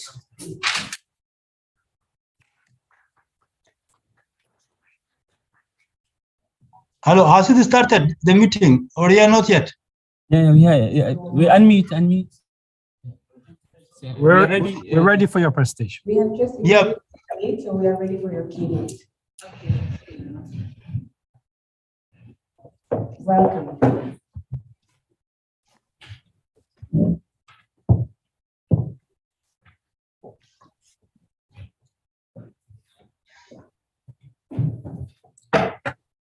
Yeah, go ahead, man. Meet participants now. Yeah, Ms. Said, we are ready. Yes, okay, let me just open. Just a minute. Yeah, okay. A minute, huh? Okay.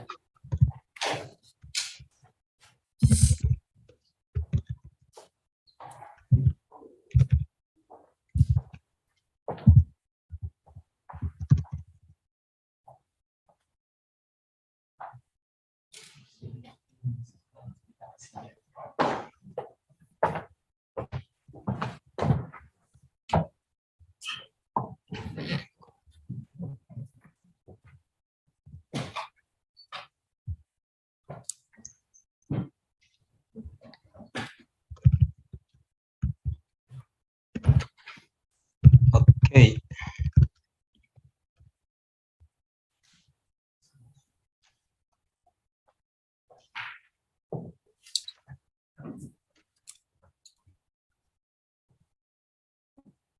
Yeah, Mr. Saeed is trying to share his slides with us, so please bear with us, inshallah ta'ala. Okay.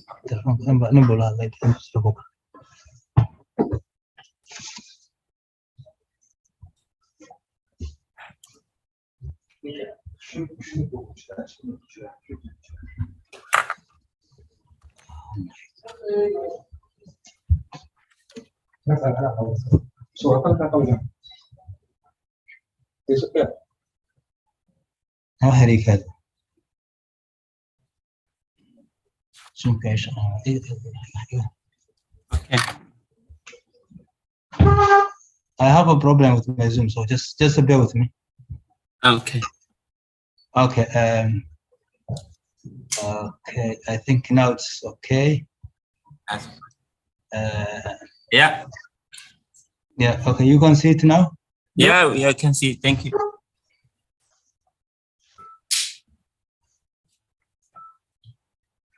Excellent. Perfect. Okay. Thanks for everyone. Can I start, or can everybody hear properly? Yes, you can start. We're ready for you, sir. So English or Somali? Wherever. English, if it's possible. Yeah, okay, it's possible, yeah. So I'll just give you a brief of information about this project. I don't want to be detailed. It's a long presentation, but it's not a long, but it's a very more graphic presentation, so that you can understand what Qiraat Seaboat project is all about. This will give you a hint of the project, and maybe you may ask questions at the end of my presentation, and I will be glad to respond. Sorry.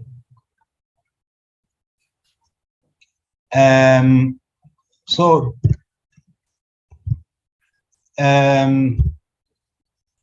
basically, Qiraat Seaboat project, and it was started in Bhakti. You know, this has been a community initiative for long time, and during the 1960s, and the Somali government tried to build a port in Qiraat, but it wasn't possible. It wasn't possible. So it has become a community, a dream, and for the community who live in this part of Somalia. Fortunately, in 2016, a group of business people came together and discussed the possibility of implementing a grad project at that time. The discussion is continued and towards the end of 2017, when have raised some fund to do a feasibility study.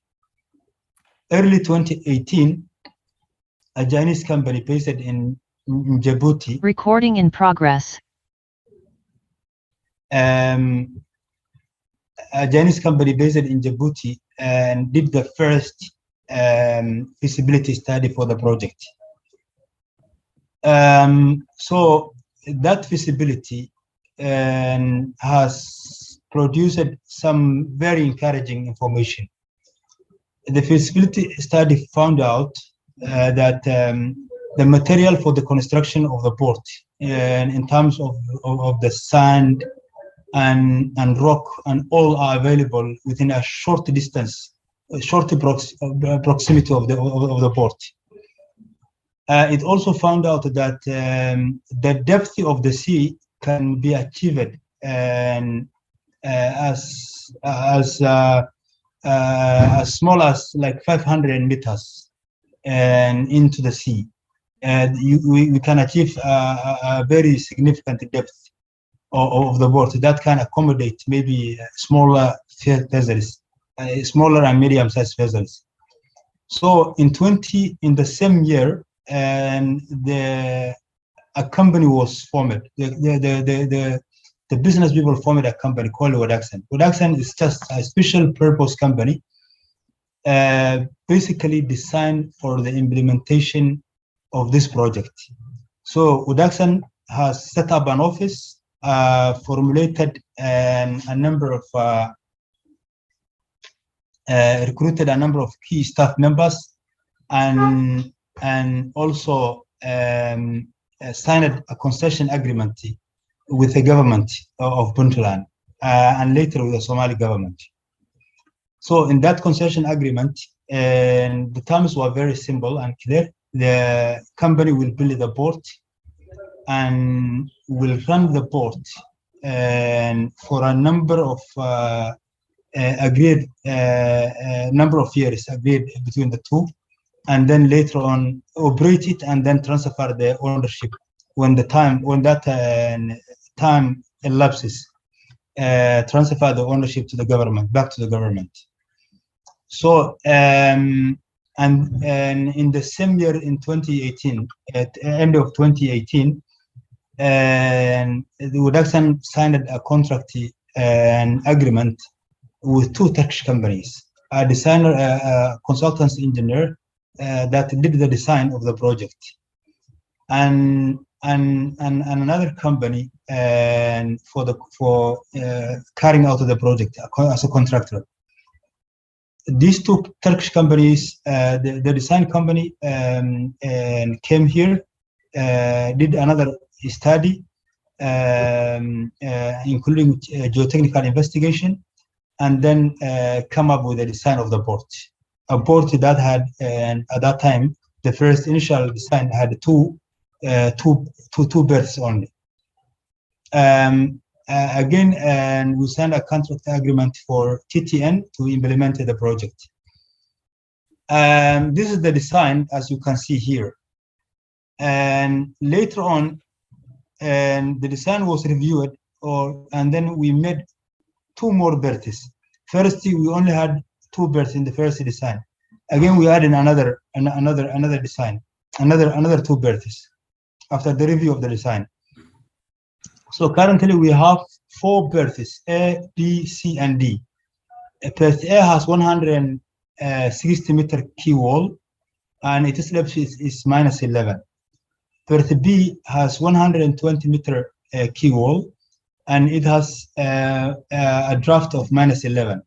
Berth C has 320-meter quay wall. A quay wall, I'm talking about the berth that a ship can dock, has -13 meter. Same, Bartedi has 300 meter, also has a depth of minus 13 meters. So this is the currently where we are. The first phase of the project is complete. And this under the port is under construction. As you can see, the 4 main berths.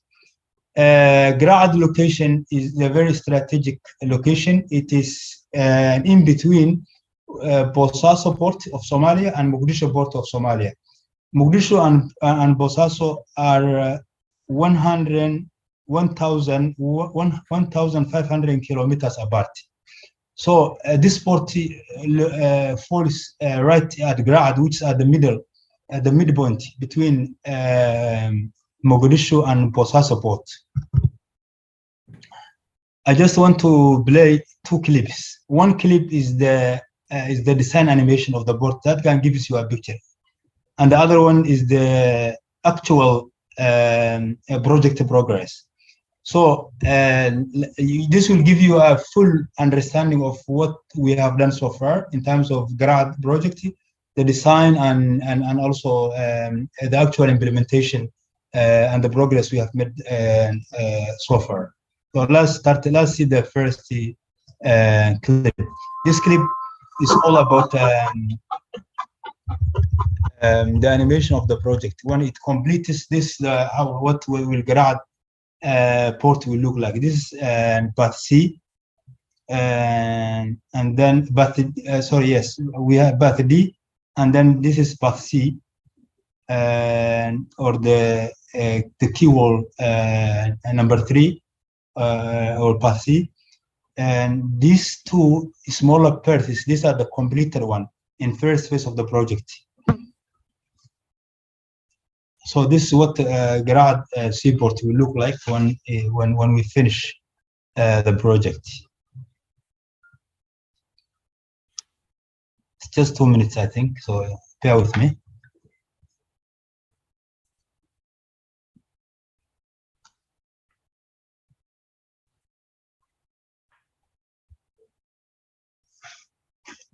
So this is the design animation of Grad seaport. Path A and B, these are path C. Path C, we have completed the rock fill, completed.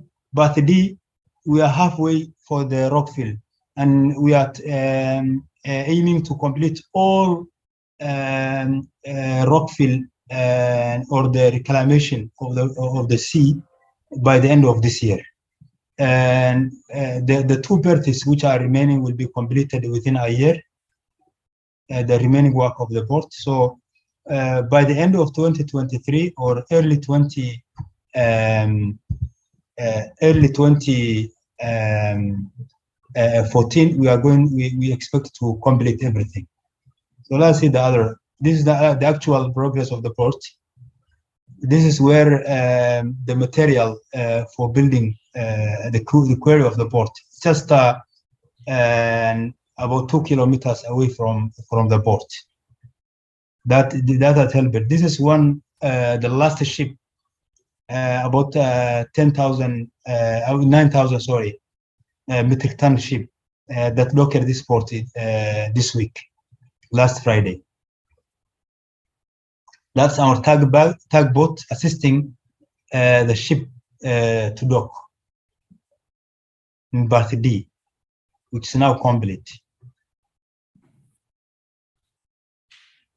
So Path A and B are complete. This is the ship now docked at 120 meter quay wall, and the ship has docked now successfully. And this is the first commercial ship that has ever docked in Grad port. Yeah, a number of ships came, but this is the first commercial. The other ships were carrying construction material for the boat. This is the opening ceremony we held yesterday, October 22, for the completed phase of the project. This was a well-attended presidential function. Somali President, His Excellency Dr. Hassan Sheikh Mahmoud, joined President Deni of Puntland and President Abdelaziz Laftagren from Southwest, and President Mustafa from Somali regional state of Ethiopia, and other delegations from Ethiopia, Emirates, United Arab Emirates, and also from the there was a ministerial level delegation from Kenya. So it was a well-attended ceremony. So I think that's basically this is the investment of the project so far, and construction of the port and the expenditure, the capital expenditure of the expected capital expenditure of the project is $325 million. And in total, that includes the infrastructure of the part A, C, and D, which will cost about $121 million. Service area or the superstructure, that includes the cranes and the container yard, parking, and also all other structures, including the cooling system for fish and perishable commodities, and all that will cost, and also the equipment will cost about 96 million. A fuel depot and about 17 million. Equipment for the port and 71 million. Port Authority and Harbor, these are the offices and the structures for the port. So a total of $325 million.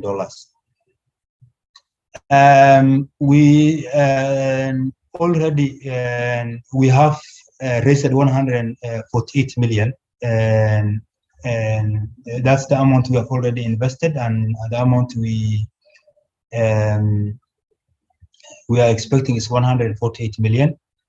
And the unfunded remaining budget is about 176 million.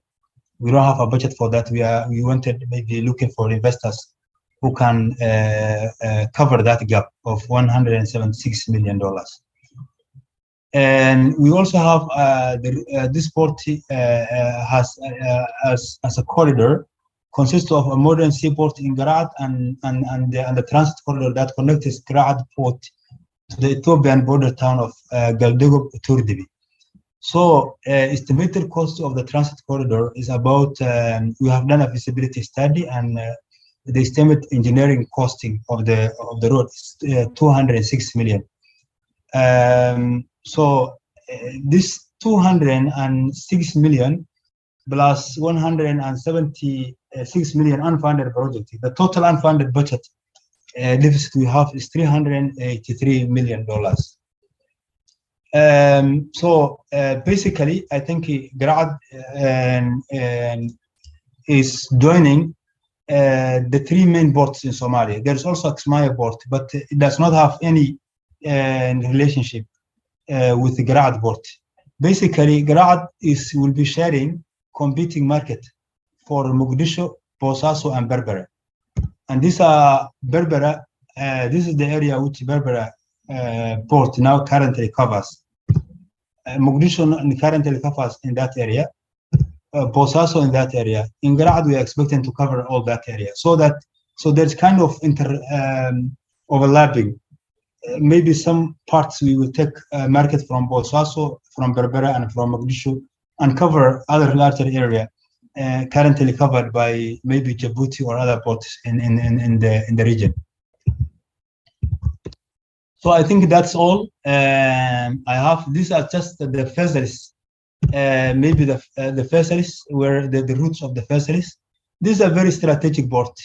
Because these are some of the routes the port will cover, including the Far East Asia or India and all that, and also the Arab Sea, India, China, and all that. So these are some of the ships that currently comes to Somalia, and all these ships can dock Garad seaport when it's complete. Yeah, I think that's all. These are just a breakdown of the project. These are some of the completed portions, and I think that's all. This is the Garad corridor where the road passed through, or visibility study for Garad port. So the road has a total length of 303 kilometers. The proposed road has a width of 10 meters. So this is an interregional trunk highway connecting Garaad Seaport to the border town of Turdibi and goes through the regional capital of Galkayo. So see that these are some of the recent pictures of Galkayo, of the port. This is a ship that has brought construction material for the boat. These are some of the cement. This is the road. This is the situation of the road. It's currently a rough road. Yeah, I think that's all. I hope everybody heard very well.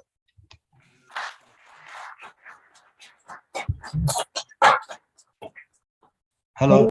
Can you hear us now? We are muted.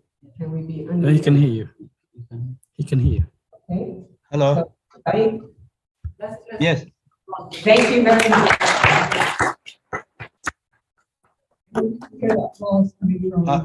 Sorry, I didn't ask a feedback. Could you hear me well, clearly, or? Thank you very much. Hello. He can hear you.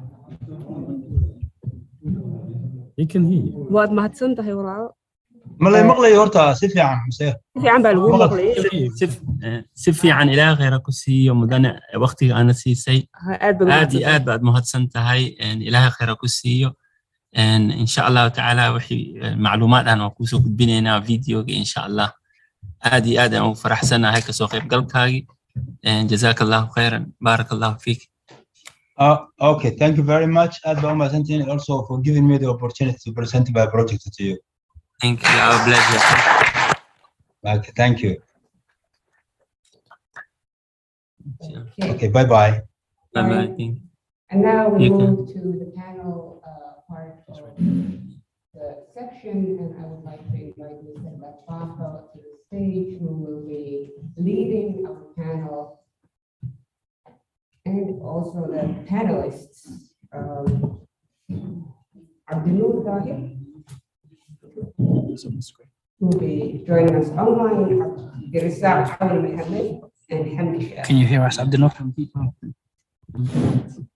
Yes, I do. Can you hear me? So, Mr. Lafafo, please, welcome. I have Abdul Dahir, Abdul Saqar, and Hamdi Shah. Mustafa Ali.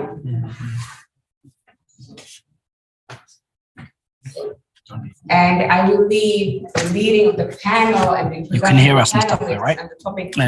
Abdul, sorry. Yes, I can hear you. Okay. Can you hear me? Perfect.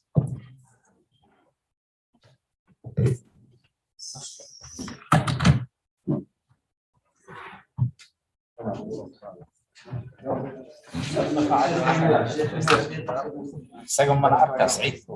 Yeah.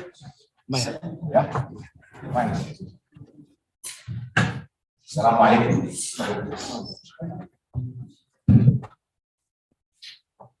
Said, mana aragta? Mana maqasha? Abdul, mana maqasha? Welcome, Allah Subhanahu. Laakiin ma aragta sama? Ilma arkaha. It's okay, mashallah. Welcome everybody. This is, I think, the last panel for the global Somali Diaspora events for the last 3 days, and today we hope we conclude with the investment. Like we talk about investment opportunities that can exist in Horn of Africa, especially in Somalia. And we have a great panelist here. We have virtually Mr. Said, Mr. Abdul, will be participating through the visual. And we have our panelist here. And could you introduce yourself first? We start from Ahmed.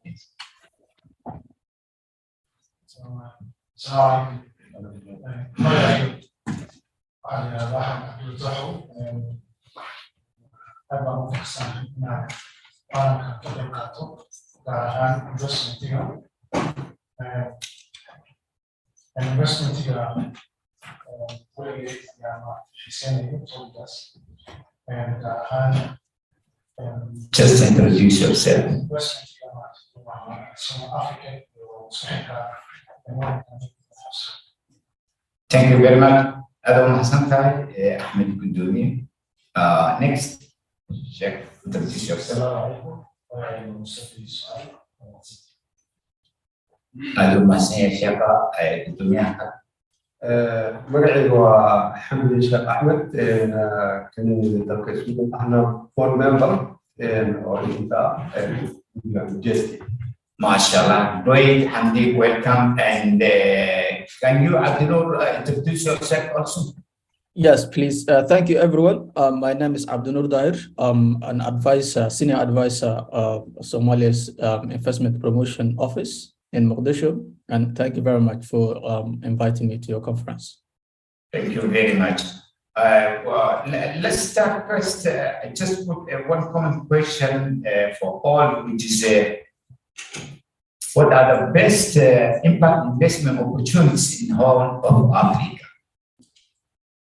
What are the best impact investment opportunities in Horn of Africa? So this is the question for everyone, and I will start with Abdul, who has always the priority as he's not here. So welcome, Abdul. Thank you again. I hope you can see me and hear me well. Although I don't see anyone here. The Horn of Africa is, in general, is a challenging continent. A challenging region in Africa, but it also challenges always have opportunities. So there are several states in transition. When we say the Horn of Africa, it's about most of them member countries, member states. So in terms of opportunities, I think these countries have several advantages for the rest of Africa because they're very strategic, very near to the Arabian Peninsula and to the Suez Canal, and at the same time to the Arabian Sea and the Indian Ocean. It has more than 200 million population, and which makes a market for all the companies and investors seeking to invest in businesses, and also those businesses who are also seeking for efficiency in terms of becoming more efficient in international production, and those also who are seeking resources and in terms of obtaining resources or assets from those countries. And the economic growth of this region is also increasing between 5 to 9%. Perhaps apart from Somalia, which is 2% economic growth, and South Sudan, which is declining. So the most impact, I would say, is energy.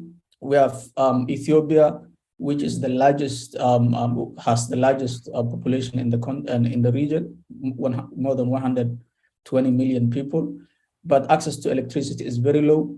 So also Somalia and other, Sudan, access to electricity and energy is very low. So impact will make in term, investment will make energy and electricity. So I would say, and also food security, alternative food production. We know that the region is now undergoing droughts due to fail of rain over the years. The climate change is also real. So investment in agribusiness and sustainable food and agriculture will be also very important. And finally, I would say in blue economy, which is investing in the resource of the sea. The region has one of the largest coastlines in Africa, from Sudan all the way to Somalia, and investing in production of fish and marketing and development value chain and transporting from countries which are shores like Somalia all the way to Ethiopia and mainlands will also make an impact. We have just had a very wonderful presentation from the Garaat port. We have seen that ports are less developed and infrastructure is less developed. So also investment in ports will also make impact. So I would say these three points. Thank you, Abdinur. MashaAllah. Energy, food production, and seafood. That's what he mainly focused as a impact investment. Abdinur, thank you very much. Now we come to an expert who is already doing some impact investment opportunities. Mr. Ahmed Tolo.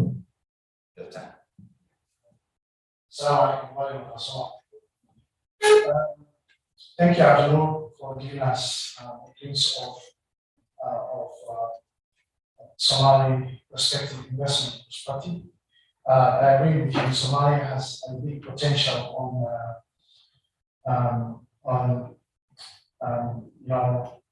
and has a lot of potential on minerals, livestock, as well as services. And they're already, most of the Somali business are already making a big, huge differences in East Africa. What is currently challenging is the strong institutions that can help and support those businesses on the ground, business owners, including real estates, as well as livestock. There's a lot of challenges, and also the regulatory body that screens the products that's coming in, also shipping outside the country. And the other challenges that I want to also emphasize is that there's no foreign investment trusted investing in Somalia due to the security issues that are happening in Somalia, including Al-Shabaab. So to change the narratives and giving emphasis on more, change the mindset of Somalia as in general, through the media, campaign on media showing that Somalia has potential and peaceful investors who can come to Somalia. That's the challenge. So I think Somali government can play a role, including our most sector. And as a global Somali diaspora, also we are very happy to contribute our side to get more foreign investors on the ground and show that there is a potential turnaround and potential profit that can come if foreign investors comes on ground and giving some facilitation and also trust. That also can help. Thank you very much, Ahmed. MashaAllah.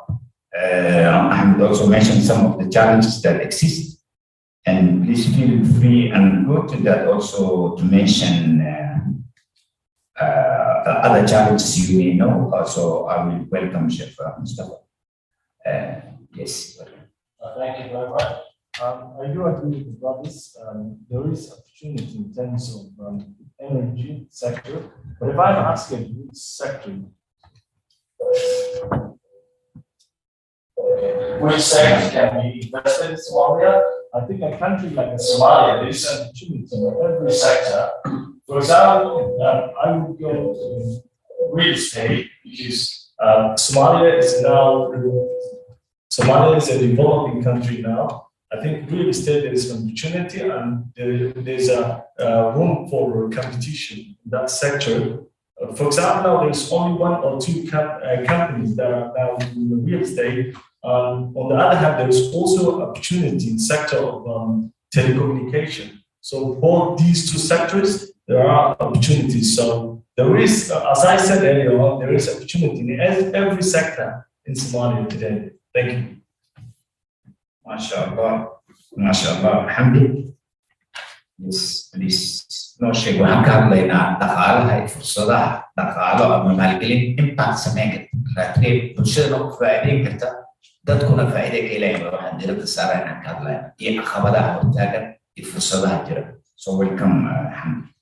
أهلا وسهلا مستر رباع وحوالي فرصتها waxaa ka horeeya oo aan aad u leedahaa maadaama barnaamijku uu wejigiisa muhiimadiisa taa dhalinyarada iyo hooyooyinka ogna roolka ay ka ciyaareen Soomaaliya khaasatan soddonka sano ugu dambeeyey waxaa badbaadiyay dalka hooyooyinka Soomaaliyeed iyo ganacsigooda haddaa xasuustaan taariikhda dabay waxaa ku arkaysaa maamo Soomaaliyeed oo inta soo milyan boorso ku wado kusocota China inay kasoo adeegato si ay business uga samayso Soomaaliya marka oo aanan aqoonin luuqada weligeed iskuul marka hooyooyinka gooni waaye businesska waa horeba ku horumareen ayaga maanta in aad loo wareysto oo yidhaahdo marka panelist wax kasta ayaga qabtaa tan labaad dhalinyarada laba aan qaadnay kuwa Soomaaliya jooga opportunities ideadii way hayaan dhaqaalihii waalidkii hayaan oo ganacsatada haysan businesskii laakiin waxaasoo dhan waxaa ka horeeya waxay tahay oo caqabadaha aan ka hadlayno ah waxay u baahan tahay business wuxuu u baahan yahay maanta nabad waxa ugu horeeya waxay tahay nabad marka haddii nabad la helo markaas waxa waaye dalkii waxaa imaanaya iska day Soomaalida qurbaha joogtay ama dhalinyaradii wax baratay investing waxaa kasii horeeya oo ka muhiimsan inay imaanahay ajaanibtii oo fan garaysanayda lacag soo gelina dalkii sababtiin Horn of Africa maaqan aday xasuusin kartaan livelihood oo ah xoolaha iyo badda ma hindine producing kala ma jiro wax soo saar kala ma jiro marka industrialkii macdantii waxyaabihii oo dhan weeyaan marka shirkadihii sameynaa soo saarna waxyaabaha shirkadoo dhan maqaarkii aa laga hadlaya shalay oo xoolaha iyo malaygii muuskii waa ogyihiin qudaarta hadda duuka waa loo baahan yahay wax beerashada laakiin aqoonti way taalaa dhalinyarada waa la hayaa cilmiga waa la hayaa laakiin nabadii ayaa taagan waa maasanta Thank you very much, Hamdi.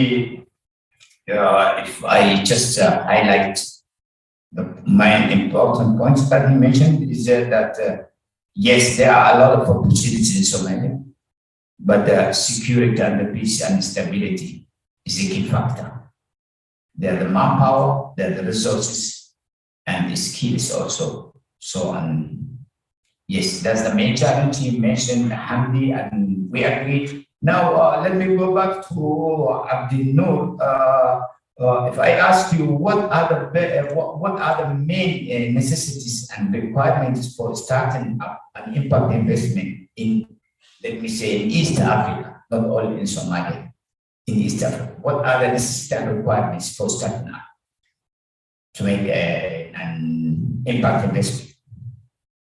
So I would say, thank you again. I would say, you know, the East Africa is a big region. It's not just one country. So first of all, need is you know, narrowed down to one country maybe or two countries. And let us say, for example, I'm from Somalia. I work for the Somali government, and I know Somalia better than any other country in the region. So I would say, while I agree with the rest of the participants that security is a main factor, Somalia is making progress. Let us say a foreign investor wants to invest in Somalia. So yeah, there are certain regions who do not have violence or you know, which is more secure than the rest of the country, which is easily investable. So, but always, as I said before, where there is risk, there is high return.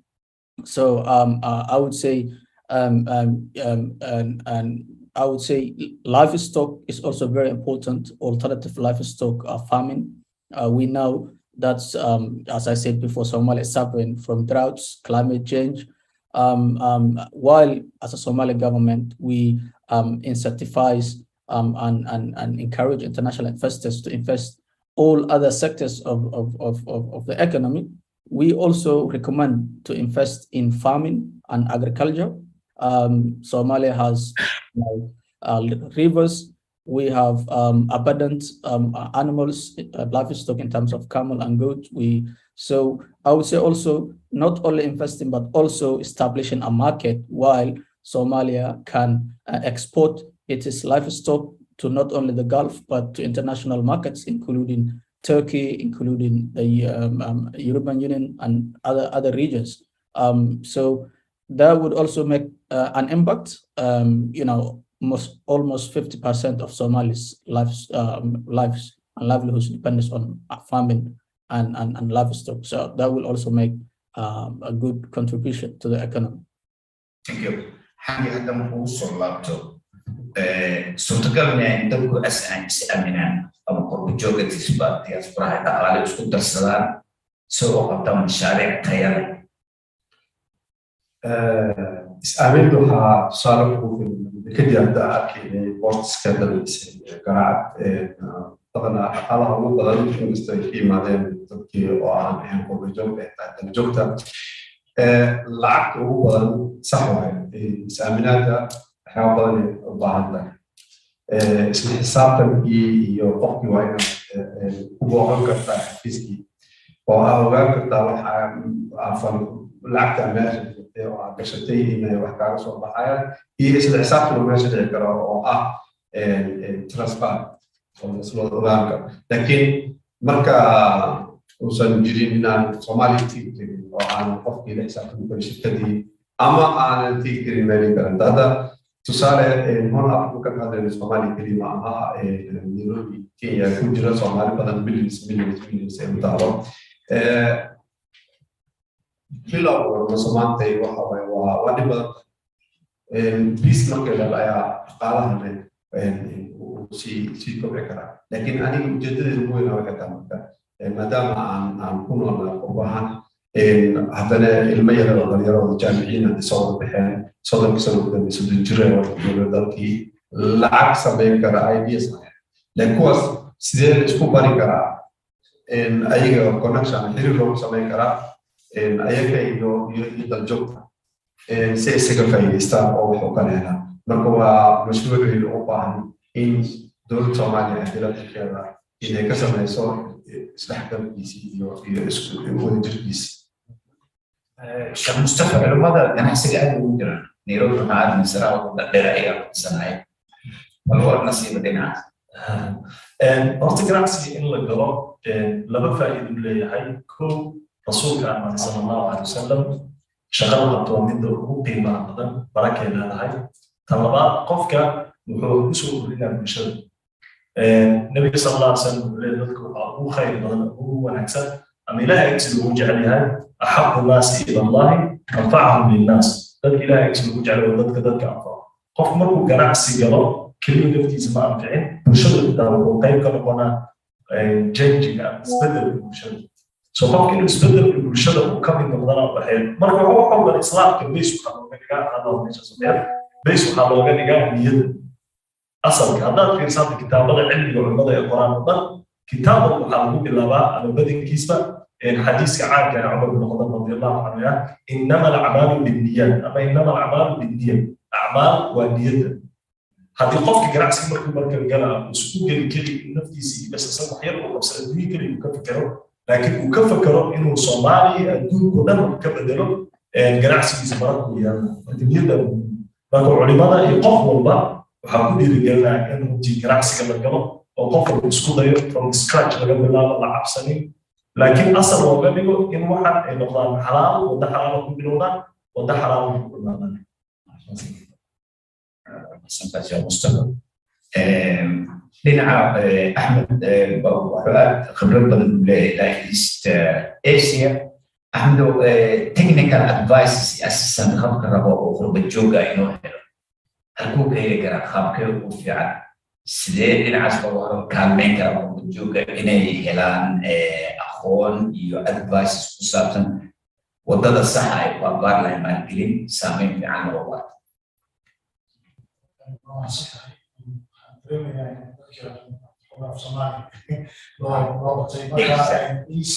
Southeast Asia, Hawaii, continent, and when. And one of the things in هذا المشهد كعب وحتى نشوف أمريكا markii ay haysato food security ay waxa Soomaaliya islaamiyada waxay tahay oo overlook lagu sameeyo waxay tahay qofka bulshada ma haystaan food security oo sax Soomaaliya markii dowladda heshay waxaa jiray waxaa beeran jiray moordi galey dadku waxay haysteen markasta soo ama ku asheeya ama ku qaleeya ama ku food security or markas abaado adi caano markuu qoyl tago qofku markuu ka soo laabto geeli ka soo laabto wuxuu haystaa hilib iyo iyo caano marka droughtkii marka maaragtay laga reebo laakiin Soomaaliya waxaad arkaysaa everything all the sector markino loo dibadda laga keensado baastada laga keenayo bariiska laga keenayo xataa galleyda laga keenayo marka Soomaaliya waxa hadda haysto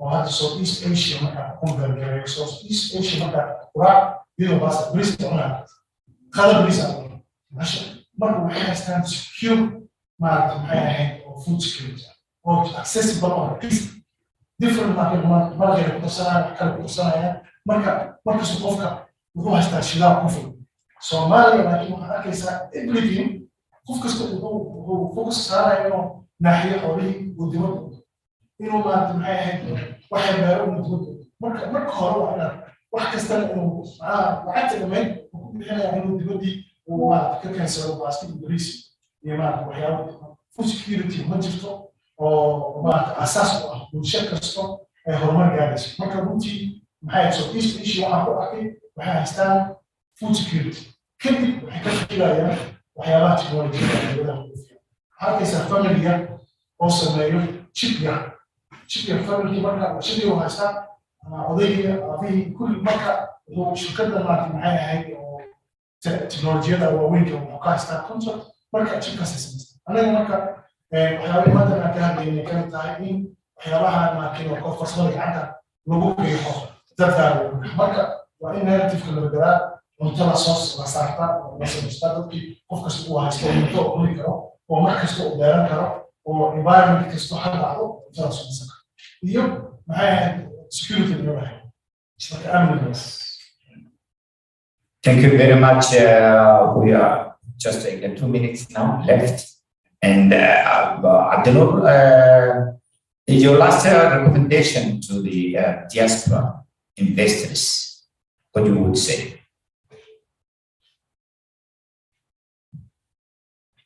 I can't hear. Well, I would say Somalia is not all Somalia. Institutions, state institutions are getting shape, rebuilding. Somalia is no longer that kind of pirate country or terrorist land. So the gap between the government and the public is decreasing. Security is coming back slowly and gradually. And with that comes with investment. We already have international investors in the country who are willing to invest in any sector.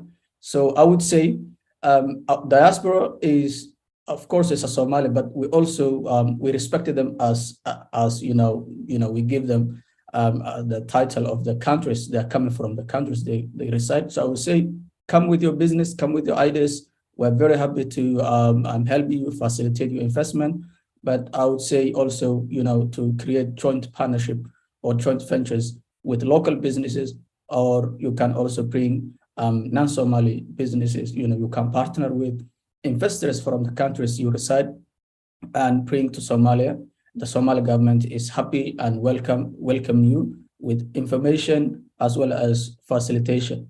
We'll support you. We have also incentives for businesses, especially for the diaspora-led businesses in Somalia. Diaspora has long been a backbone of the Somali economy, but this time it's time to move forward and instead of just sending remittance, but also be part of the rebuilding of the country in terms of business and investment. That's my last conclusion. Thank you, Abdullah. Does anyone here knows we have a national development plan, and one of the pillars is a diaspora, number 9. Anyone knows? Somalia, yes. Well, which pillar number is the diaspora? Number 9. Number 9 is the diaspora. So does the Somali government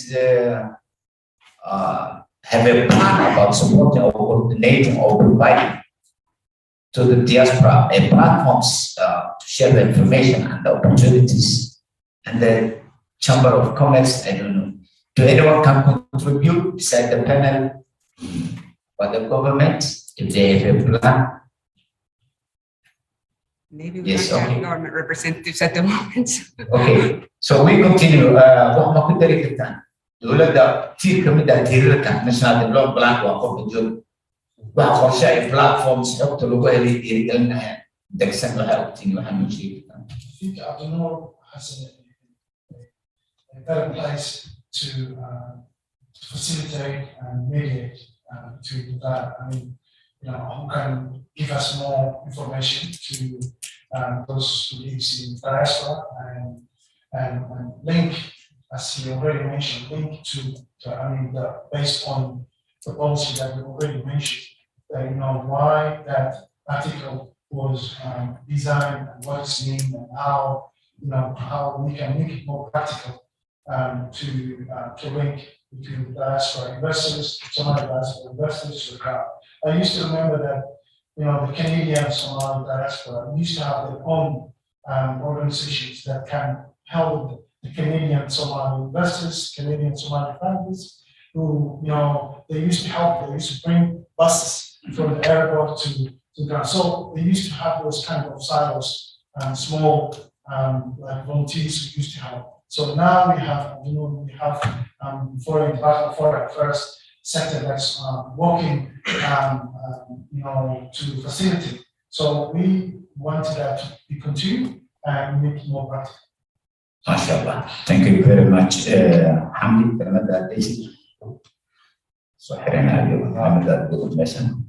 horta aad u mahadsan tahay sax waaye oo saala socodin Soomaaliya waxaa badan ay joogto ugu tala gashay sidii inay xatiya u sameysay wasaaradda arrimaha dibadda hoosta saameeyna laakiin diasporada waxaa ugu muhiimsan la baro oo aniga aad maanta ku soo celinayo waxaana la baraa wax yiraahdo wadaniga raashinka ka soo baxa dalkan Finland ama Sweden ama qiimahay wuu ka qaalisay raashinka dibadda laga Soomaaliya sida ognahay waxa qaalisay raashinka dibadda laga keeno ay dadka jecel yihiin si badan marka waxaan ku talin lahaa in dowladda Soomaaliya qarashka ugu haysiinta in qofka bini'aadamka uu jeclaado walaalkiis wixii uu soo saaray ama walaashiis wixii ay soo saartay dalka ay dhididkeeda kaas waa number 1 tan kale dood oo aan ku darsanayo waxaa jiro fursado badan sax oo dhalinyarada ku talagashay dalkan Sweden ka imaaday waxay sameeyeen hay'adan oo loo talagalay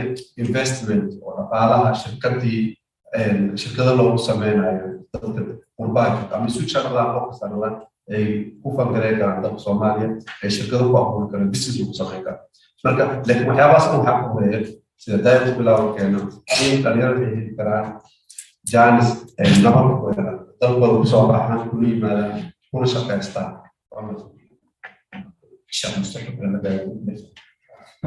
inshallah soo gaarno ani kelmadeyda investment iyo qaybta suuqyada qiimaha xalan waan ku gaarno soo gaarno inshallah oo waxay u soo dhacday aayad quraana oo ilaahay subhanahu wa ta'ala runtii aan isla waxaan u soo summarize gareyn kartaa oo khulaasay u sameyn kartaa ilaahay wuxuu leeyahay inna allaha la yughayyiru ma biqawmin hatta yughayyiru ma bi anfusihim Allah does not change a nation until they change themselves.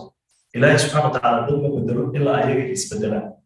So an international community or any other organization cannot change Somalia. They may help, but they may not be able to change. We need to change ourselves. We have to help and change our country. Now, that can be done. Another out, another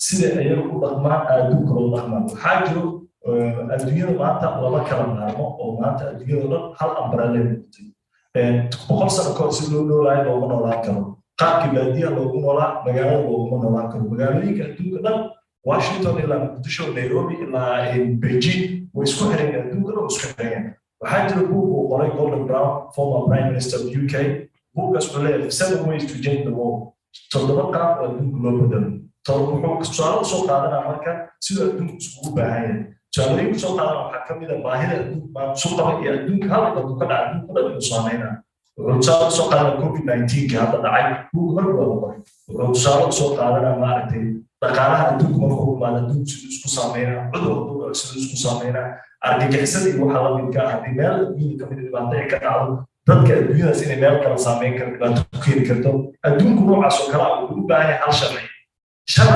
مكان شرع موضوع ضخم معهن لكن واحد international law إن أدون كشرعية هذه طلب كمان مواد كلمات برنامج كلام مسامين كم هذا الدنيا إنه السكول بهاي كناس يدون كل السكول بهاي هاي وأدون كإنه معلومات ay raadinayaan in la yareeyo maarata cashuurahooda si gabdhaha waddanka dhaqaalihiisu u hormaro adduunyada noocaas oo kale ah ugu noolaan karnaa marka xeerkii baadiyaha annaga waxaan dhahaa xeerkii baadiyaha inaan soo guurino caasimadihii inaan keeno muqdisho iyo sharcigeena waxaan dhahaa xeerkii baadiyaha geelna suumadii geela ayaan qabiiladii kursidooda ugu qoranay suumadaa ka dhiganay hadda qabiil walba doorashada ku guulaysa kanaa siyaasada geliyay suumadaa waayo qabiil walba suumada u leeyahay waa dhaqankii geela suumad lahaan jirin reebel geelooda waxaa lagu yaqaanaa suumadaas reebel geela suumadaas waa dhaqankii baadiyaha waa sharcigii baadiyaha sharcigii baadiyaha adduunyada marka uu ku noolaa ugula noolaan karin lagaama aqbalayo because sharciga adiga national lawgaaga waa inuu waafaqi karaa international law sharciga adduunka waafaqi karaa daday wax kaala dhexeeya adduunyada wax kaala dhexeeyaan si adduunyada aan ula noolaa marka mindsetkeena waa inaan bedelnaa oo aan maaragtay bal ilaahi subxana watacaala wuxuu noo abuurtay aan fahanaa waxa adduunyada u noolaa aan fahanaa sida adduunyada kale kula dhaqmi karna aan fahanaa markaasaa dhaqaaleheena ganacsigeena dowladnimadeena iyo dowladnimadeena ku qaraysaa بارك الله فيك يا شيخ أنا وهب سيوط مهتم هاي إن شاء الله هذا مهتم خطبة separate next time. Great. Sigara Canada still a special Madeni special club. So let's do 1,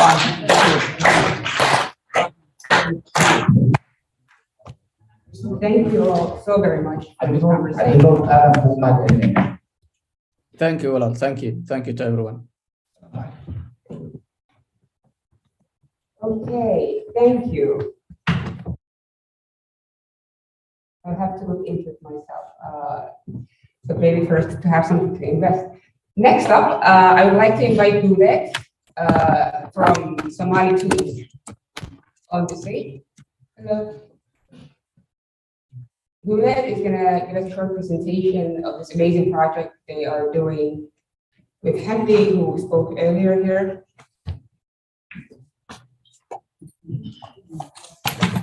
Do you want me to say anything special or do you want to come and introduce yourself? I'm going to let the doctor come and explain himself. Thank you. Assalamu alaikum. My name is Gulet Ahmed, and me and my wife, we started a project for the Somali children. It's an animation, audiobooks, and entertainment online streaming service. And we're very happy and the way we've been welcomed here, how many people have encouraged us, and even other he asked my wife already on the stage. I was lucky that I got to prepare, but she didn't. But it was very welcoming, and we're very pleased the way we've been asked to and welcomed at this event. So I think this shows the amount of encouragement that you are giving for the young people that wish to embark on entrepreneurship. So we're very thankful from that side. So as you already, some of you know, and some may not know, it's a streaming site and a place for children to learn their mother tongue.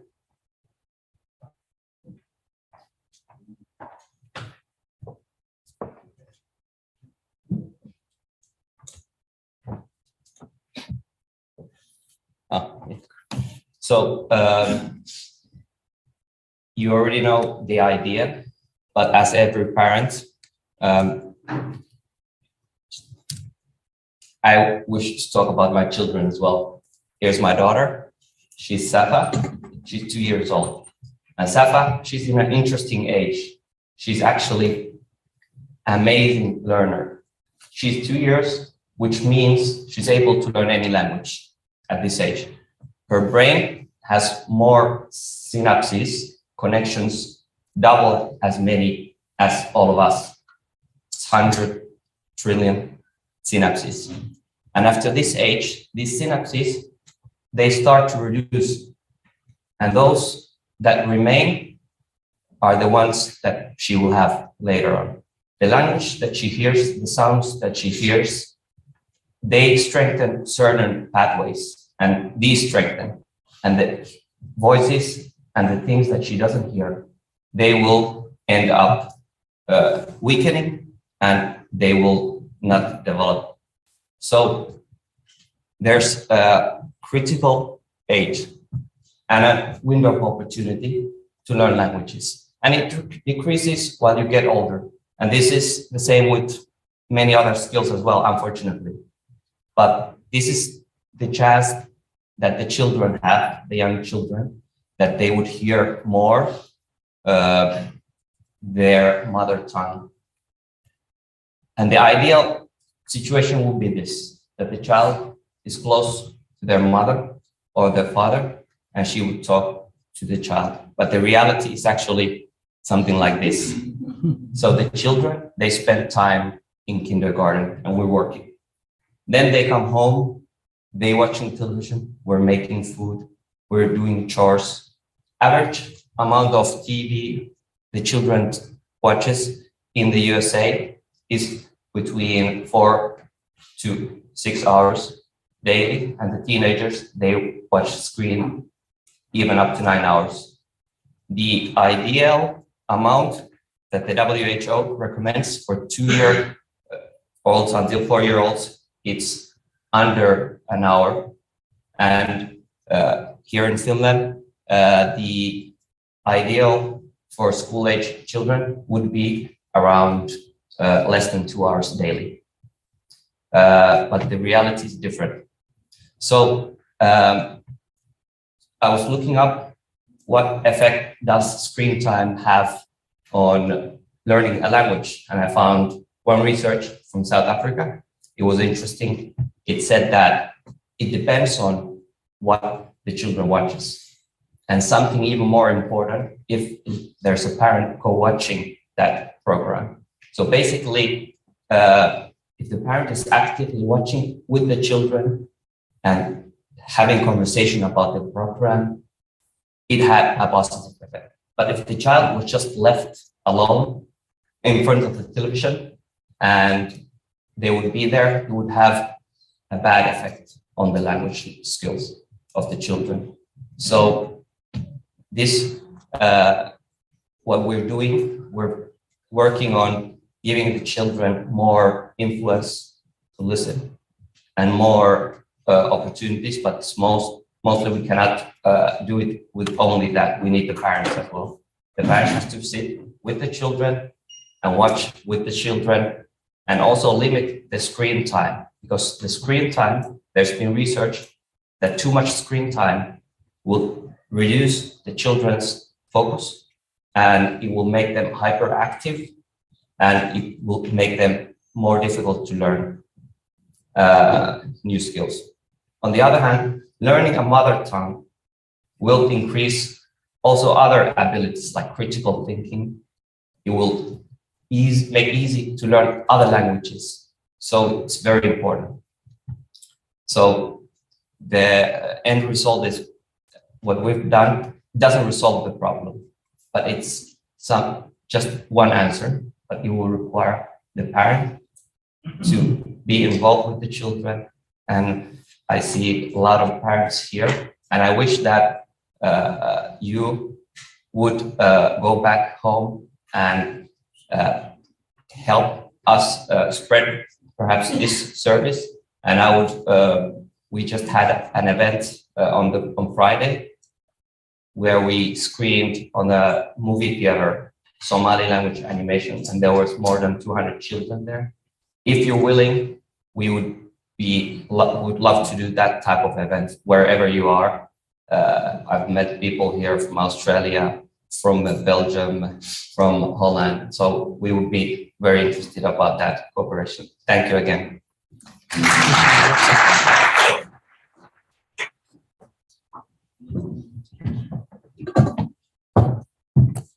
Thank you very much for that. And you know he knows what he's talking about because he's also a doctor. Mashallah. But thank you for the work that you've done and for introducing this. And as Glenn already said, I encourage you to benefit from that. So now we have request from Nicolor. Okay, so do you also or no? Okay. So Just in, Finnish Somali League has elected a new president as of yesterday, and he has joined us here today. So, Mr. Ahmed, will you please come here and say a few words? Ahmed Hassan Zohi.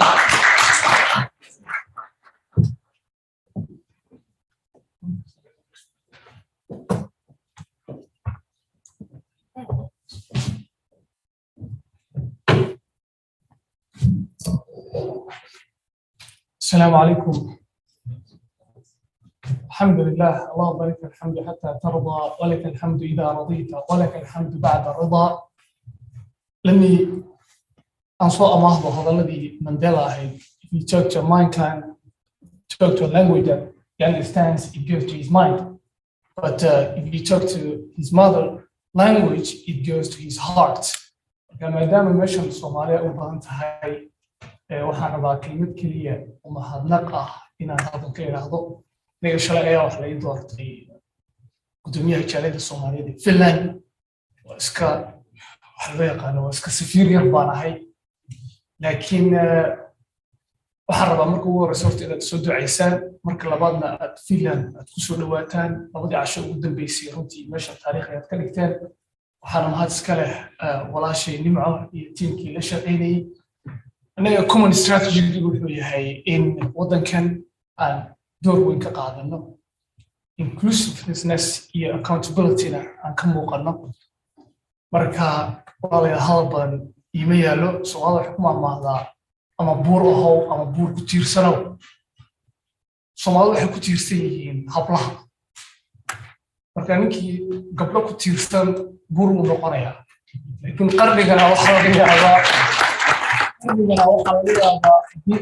waxaad ka dhigno in ragga iyo gabdhuhu isku baahan yihiin oo buur weyn ay noqonayso buurtii sayidka baa noqotee taasina kaftan ayay iga tahay marka aad iyo aad ay farxad ii gelinaysaa inaan meesha imaado insha allah mustaqbalkana wada shaqayn fiican ayaan rajeynaya bulshada qaybaheeda kala duwan waxa inoo yaalla waa hal hadaf si kasta aanu u garab wax kasta aanu ku kala duwanaano laakiin hadafka inoo yaalla waxa weeye siduu dhakhtarka igu horreeyay uu sheegaba ilmaha yaroo Finland ku dhashtay inuu Finland isagoo PhD bilaash haysta inuu fursadda u ka faa'iideysan waayo aad iyo aad u mahadsantihiin.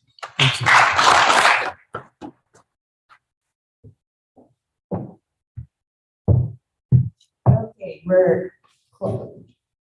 very close to the end, so few more things. There will be closing remarks. There will be a possibility for a roundtable discussion for those of you who have time to stay and have a conversation with the organizers in the form of, it can be feedback, it can be developmental ideas, whatever you have in mind, but that's if you have time, so it's not compulsory. And earlier you saw there was the event that's happening this evening. It will be on Helsinki side of the border because now we're in Espoo, for those who are not from Finland. Espoo and Helsinki are two different cities, quite big, both of them. Helsinki is where a lot of us live. Espoo is where some of us live. But anyway, so the evening event will be in Helsinki and the instructions will be provided. And there's also an online feedback that my colleague here will instruct you on. But now for the next thing, Global Somali Diaspora community would like to thank for the support and for the contribution and the work to support this initiative, Mr. Mustafa Osman Ibrahim from Galaxy Transfer, and to hand him the award, we have your wife, so can you both please here?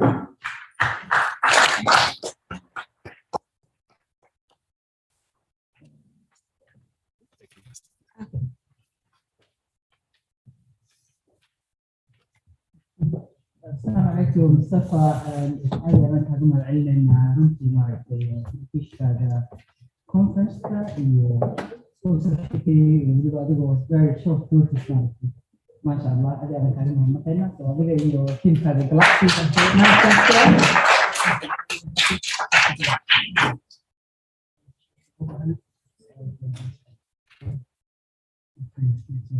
أنتني نمارس هذا ما تنور بلابته اللي سمعنا دمات ما سنرى بدون أفسر على ما شاء الله دل تمنا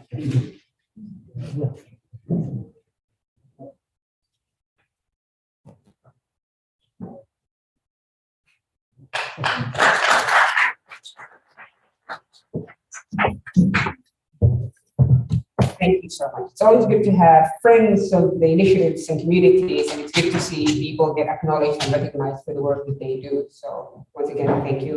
And now my colleague, who is the tech savvy one here, is going to show you how you can give us feedback online. So. Thank you. Thank you very much, Mo.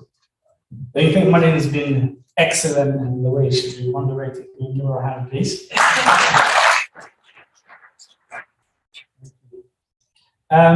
Thank you very much.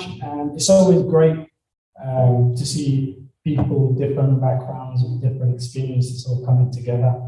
As I said yesterday, if you want to go fast, go alone. If you want to go far, go with a team. That's what it's been a theme this week for the last 3 days. So we have a feedback model as a GSD committee. We want to improve things. We want to get feedback to how we can build on our aims and objectives. It's really important. So overall, we have our own aim and objectives. How we're gonna move forward and build on. So we've got 4 key things. Our aims is to ensure that the energy and climate change natural resources markets benefit local communities. We know that affected a lot of the droughts. We talked about how we can improve on that. To develop a new grow local social enterprises. We've spoke a lot about that. And we looked for new strategies and ways we can develop on that. They say you can't be what you can't see. So we are visualizing. Of course, there might be some who say, you know, where's the harvest? When are we gonna get that? So we're working on that. We're developing, and it's gonna come. So that's our goal. Also to address the root causes to the conflict resolution, how we can bring the communities together as brothers and sisters and work together. Also, our objectives is to support companies to maximize their social impact. If you're a big company, you have the responsibility to give back and to support. Every great company that develops invests back in this community. So we encourage and we work with them to do that. And to develop a supply chain to help the local entrepreneurs and to provide a back office support and leverage that. So that's also our key. And in terms of what our outcomes will be, the youth is the future. So we want young people, women, and we want to be economically empowered. I think we mentioned a lot of that. We want to move away from the dependency and work on the output. We're having a lot of input now, but the output, the goal is to be economically strong community that shines through Africa to the world and be an example as what we know to be a community of entrepreneurs, communities that build and also resilient. How long we'll be going through challenges, but we're still here. It's really, really important. And also to improve business support and infrastructure. That's the key. And activities that we have. So you have your aims, you have your objectives. What's our activities? Our activities is collaboration and partnership development. I want the best for all of us. How can we work together to develop? Collaborate, working together. Those that are involved. Also social return of investment and also be realistic in terms of, they say set a smart goal. How can we set a smart goal that we get to those milestones, and that's forecasting. How can we forecast into the future? And design and impact, investment impact. We talked yesterday a little bit about how can we, as community, group funding, how can we work together to group fund, and that's really, really important. And if you see communities that ever came out on challenges like this, they were built on group funding and supporting each other, and the diaspora that have those skills to go back and build on with those also who are willing to build their own countries as well, that are there just to help them. So that's our goal. And it's important that that works. We have an investment model as well. That's social enterprise that goes in straight and is designed through the value chain development. And we, in terms of marketing and communication, and also consumption and recycling as well, as the world changes, climate change. How can we be ahead of it? I remember Somalia, if you look back years ago, we had, in UK, we had something called the AOL, dial-up internet. I don't know if some of you remember. I think it was across the world, right? Go D, and then it goes into, you wait for 5 minutes for the page to pop up. So we used to call that Web 1, the first phase of internet, where you can only read. And then it went into Web 2, where you go to social media platforms, where you see everything. But now, 5G we're talking about. So if you think about where Somalia picked up from, we picked up straight into 4G. So we missed the AOL, the dial-up, and we picked up with the world straight into where the 4G was. We're well advanced. The Somali infrastructure in terms of technology is actually one of the top in the world, in terms, especially among remittance. Now, all we need to do then is pick up on the consumption, the recycling, the climate change, also where the world is heading on that, and also pick up on business and where technology is heading. So we have some great things we're doing back home, but we just need to find a way to, million trees. We need to, we're having lots of deforesting, and we need to be built on that as well. So there's a few things that we can have quick wins on in the next 10 years, and GSD is going to work with the community to build on that. But that's in our aims and objectives. We want the outcomes, we want to get to the goal, and that's the goal. They say, never change the goal, but be flexible with the plan. The goal, the hadaf, they call it in Somali, hadaf. They call it, no, the purpose is the hadaf in Somali, but they call it yol, the goal. We never change the goal. That's always to have a country that's dependent, that's self-dependent on themselves, young, youth, thriving technology, longest coast in Africa, and the hub, the IT hub of Africa. We want to do that. But there might be, the journey might take a while. If you got here with a taxi today or Uber, it gave you 20 different directions you could have come into here. But the goal was to be here. And that's our goal, and that's our aiming objective. But finally, I'm going to project on the screen a feedback model that has some of your input, and give us some feedback on that. But that's our goal, and that's the reason why we want some of the feedback, so we can build on, because we value people who have great input, and we need you. We can't go alone. Okay, so thank you. I'm going to put that feedback QR code, and then you can please contribute. Thank you very much, and thank you for your time.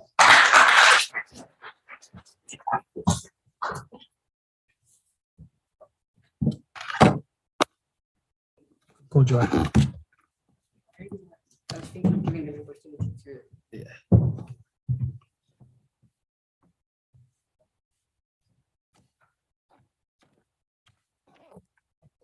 So while he's setting the code up for you, I'd like to invite here, because you're finally here, closing remarks. It's been an amazing weekend, 3 days for those of you who were here for 3 days, amazing 2 days, or 1 day, or even a few hours. But how many of you have made a new friend during this seminar? I know I have. Yeah. Amazing. How many of you have gained new ideas, even a single idea? See?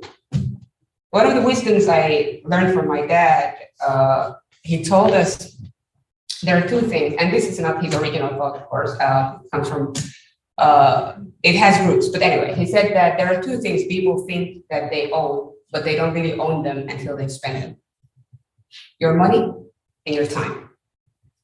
So what you do with them is actually what stays with you, and what is kind of like becomes part of you. So thank you for spending your time here. So now, Joanne, will you please come and say the closing remarks?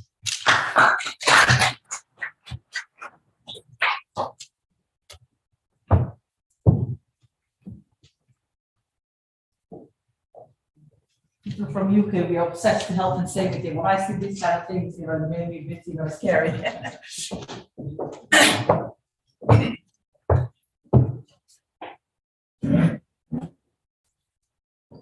Thank you so much, Mariam, mashallah. The way you eloquently host it and, be patient and supporting, our also multilinguistic, skills, our colleagues, really, thank you so much.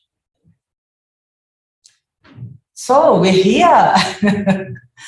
We're here actually to conclude the conference. Isn't it amazing? Absolutely amazing.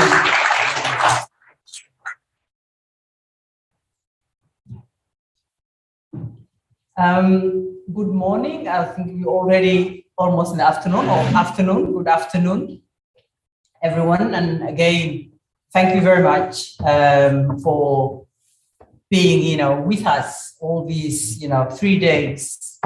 It has been actually amazing journey. And as Marian said, they are meeting so many different people from all kinds of different places. From Finland, from all over the world. It was actually inspiring. It was actually hopeful. It gave us hope in terms of where we go from here and what can we achieve as a community, as a Somali diaspora, in partnership with the rest of the societies around us. So I'm just trying to actually recap without making you bored. I know you have been very long days, and I appreciate your patience and your understanding and your flexibilities and your adaptability, as well as we had here and there, technical hiccups and so on. So that we had dignitaries, including the Somali Prime Minister, His Excellency Hamza Abdi Barre, who opened officially the conference. And he talked about issues around Somali country. And he talked about the role of Somali diaspora, supporting our country back home. But he talked about the need, to support in terms of security. We know the country is fighting this terrorist group who actually hampering our development, our people to live in a peaceful kind of environment. And so he talked about droughts that is actually impacting right now in Somalia and how the country needs us even more every day, every minute. And we had the video message from the EU Commissioner International Partnership, Mrs. Jutta Abillenen, and I hope, I give justice to her name, which was also very inspirational. And it was, very, heart-touching message. And then we had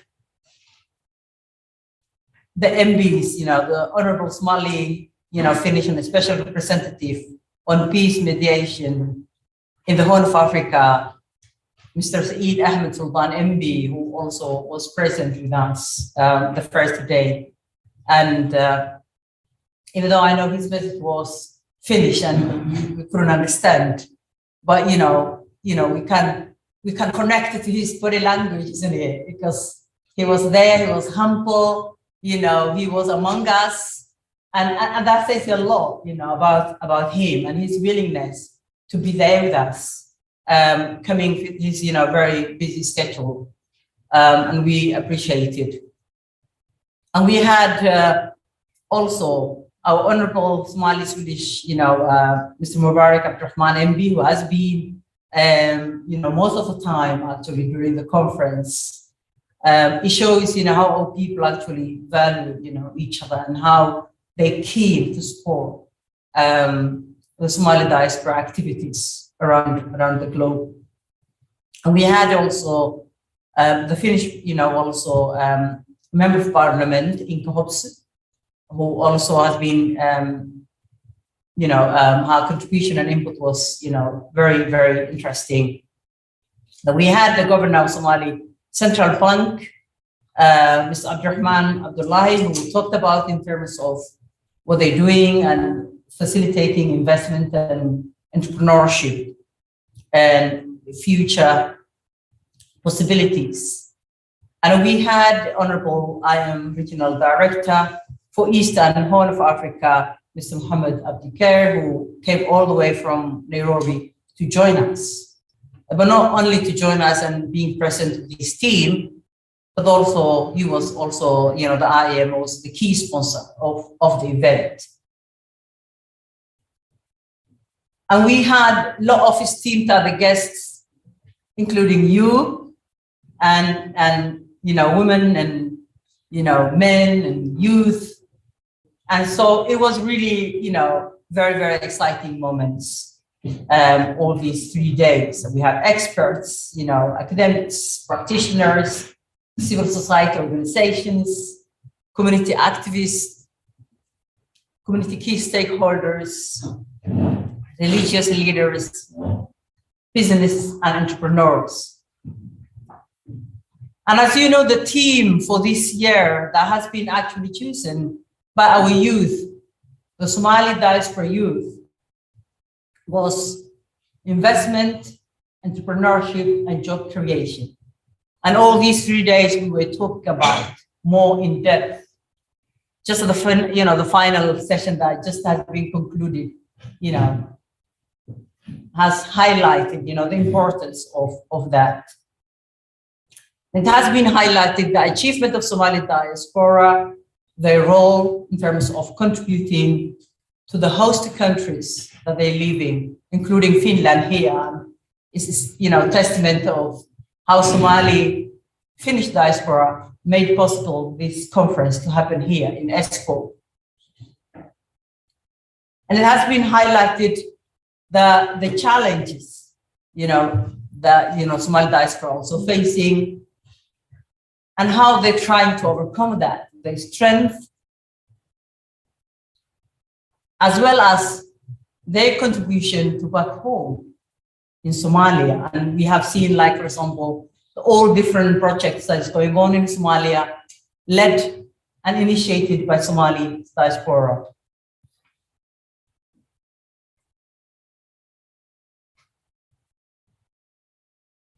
I think the conference in general has highlighted, if I look in a way of what we call smart analysis, the opportunities, the strength of Somali diaspora in the host countries, as well as in Somalia.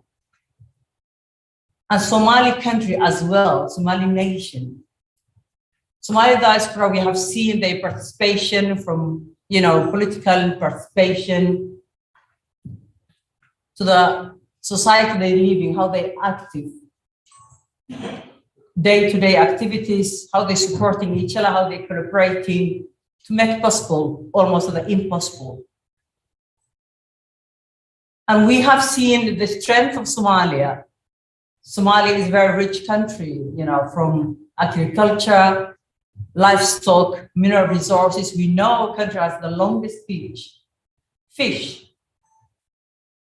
It's a lot of untapped resources. And I remember when I was even young in Somalia, I grew up in Mogadishu. Even if you just, when we ate papaya, or if you just, tomato, you just throw away the seeds and they just grow unintentionally. That's how our soil is so cultivated. So it's, we cannot say why people are, dying in hunger, because it's unfortunate. And that is our opportunities, and the strength is about working together and collaborating with each other and using these resources to our benefits, to the benefits of our society, our community, our country. And we have seen, all these panel discussions and keynote speeches highlighting the weakness and the threats that we're also facing. And I think one of the things that has been highlighted several times is about the clan system. I think that is our weakness. And it's a threat to our existence, actually. It's a threat to our existence. It's a threat to the existence of our nation as a Somali community. And we have to find a way of living with that culture and heritage in a more peaceful and harmonious way. You know, as our religion says, you know, it's not a problem that we are different clans. That's not a problem. Allah creates us to get to know each other, but not to kill each other and not to hate each other. So I think, the Somali Global Diaspora Conference showcased that we can come together, we can work together in a common goal, common interest, because we have common interest. At the end of the day, we are all Somalis. We have same color, we all bleed, and we have a need to fulfill our society, our family, our children, our country. They are all waiting us. And we have a duty. We have a duty of care to them. So I think that sums up Somali Global Diaspora Conference 2022. And we couldn't make it. We couldn't make it without you. We couldn't make it without you. We couldn't make it with our strong Somali Finnish diaspora here in Finland, led by our great board member, Nimra Noor.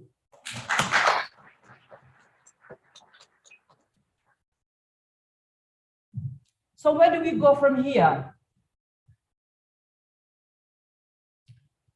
I'm grateful to Yusuf Noor, who already summed up in terms of what we're trying to achieve from now on, because we know obviously this is the beginning, this is not the end, and so on. As yesterday has been highlighted, we need to have a follow-up.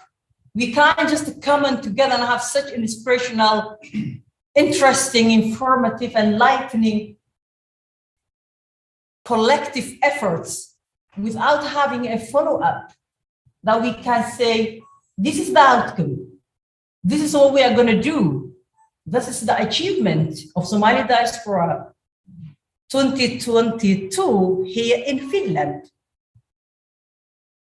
And so we want to increase, as Yusuf has mentioned, the youth and women entrepreneurship opportunities. And we need to maximize the benefits of Somali's resources.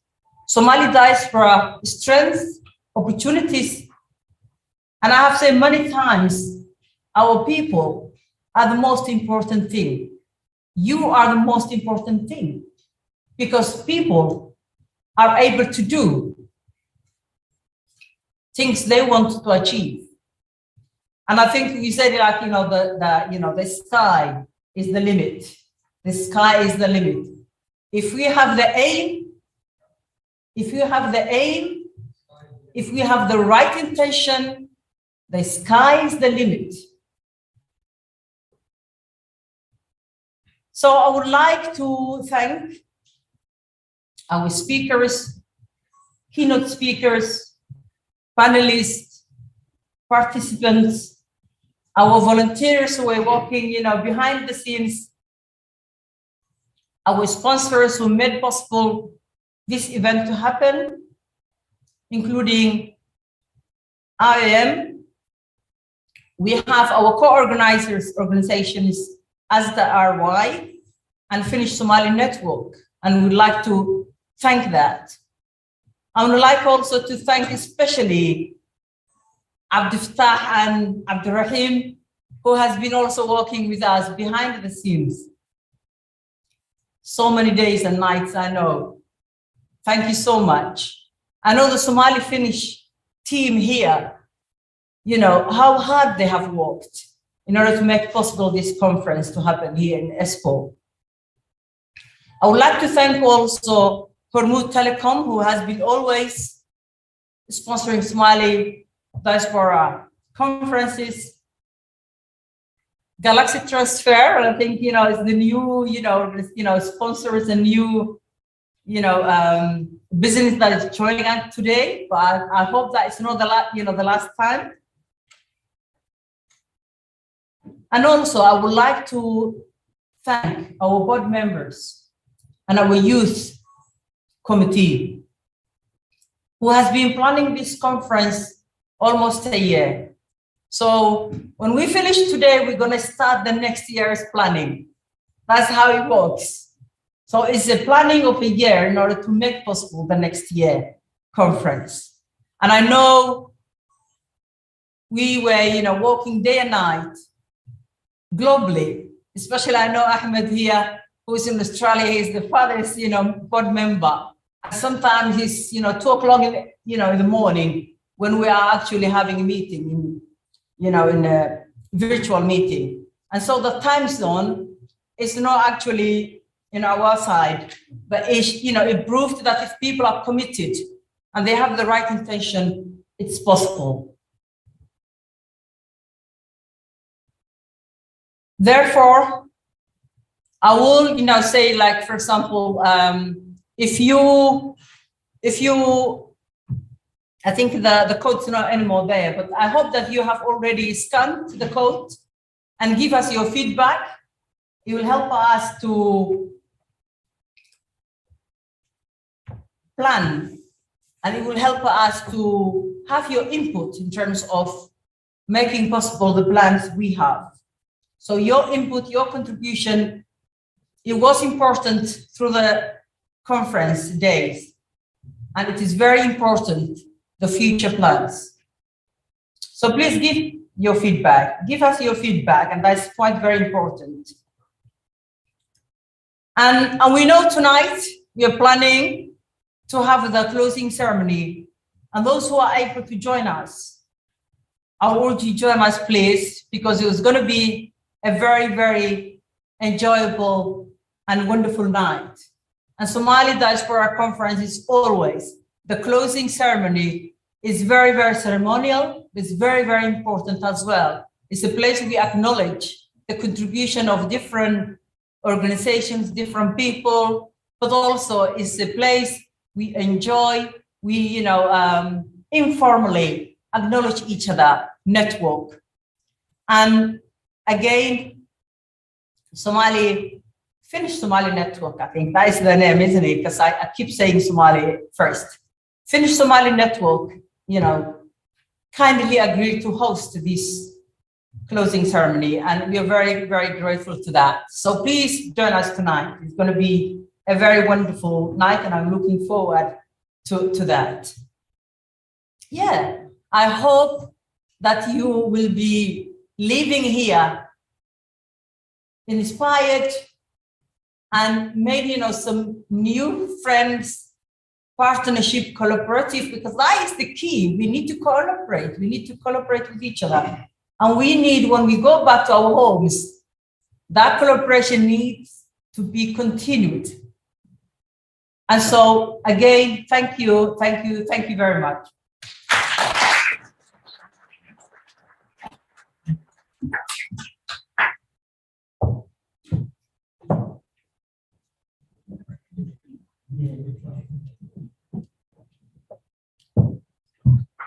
Well, HELSINKI, that was it. You can go home, except those of you who want to stay for the round table discussions. Well, if you want to have the conversation with the organizers, stay back, stay in this hall. Jawahi will give you instructions what's going to happen next. Those of you who have to leave us, we say thank you, goodbye, adieu, etc. And maybe we will see you at the closing ceremony later today.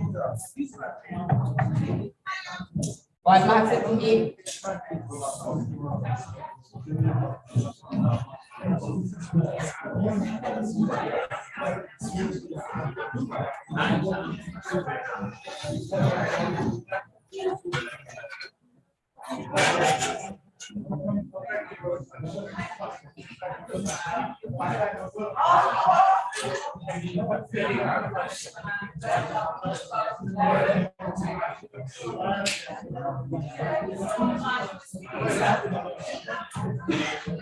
it's ready.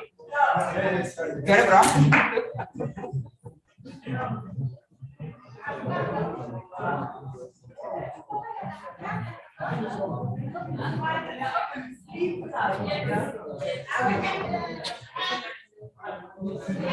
I don't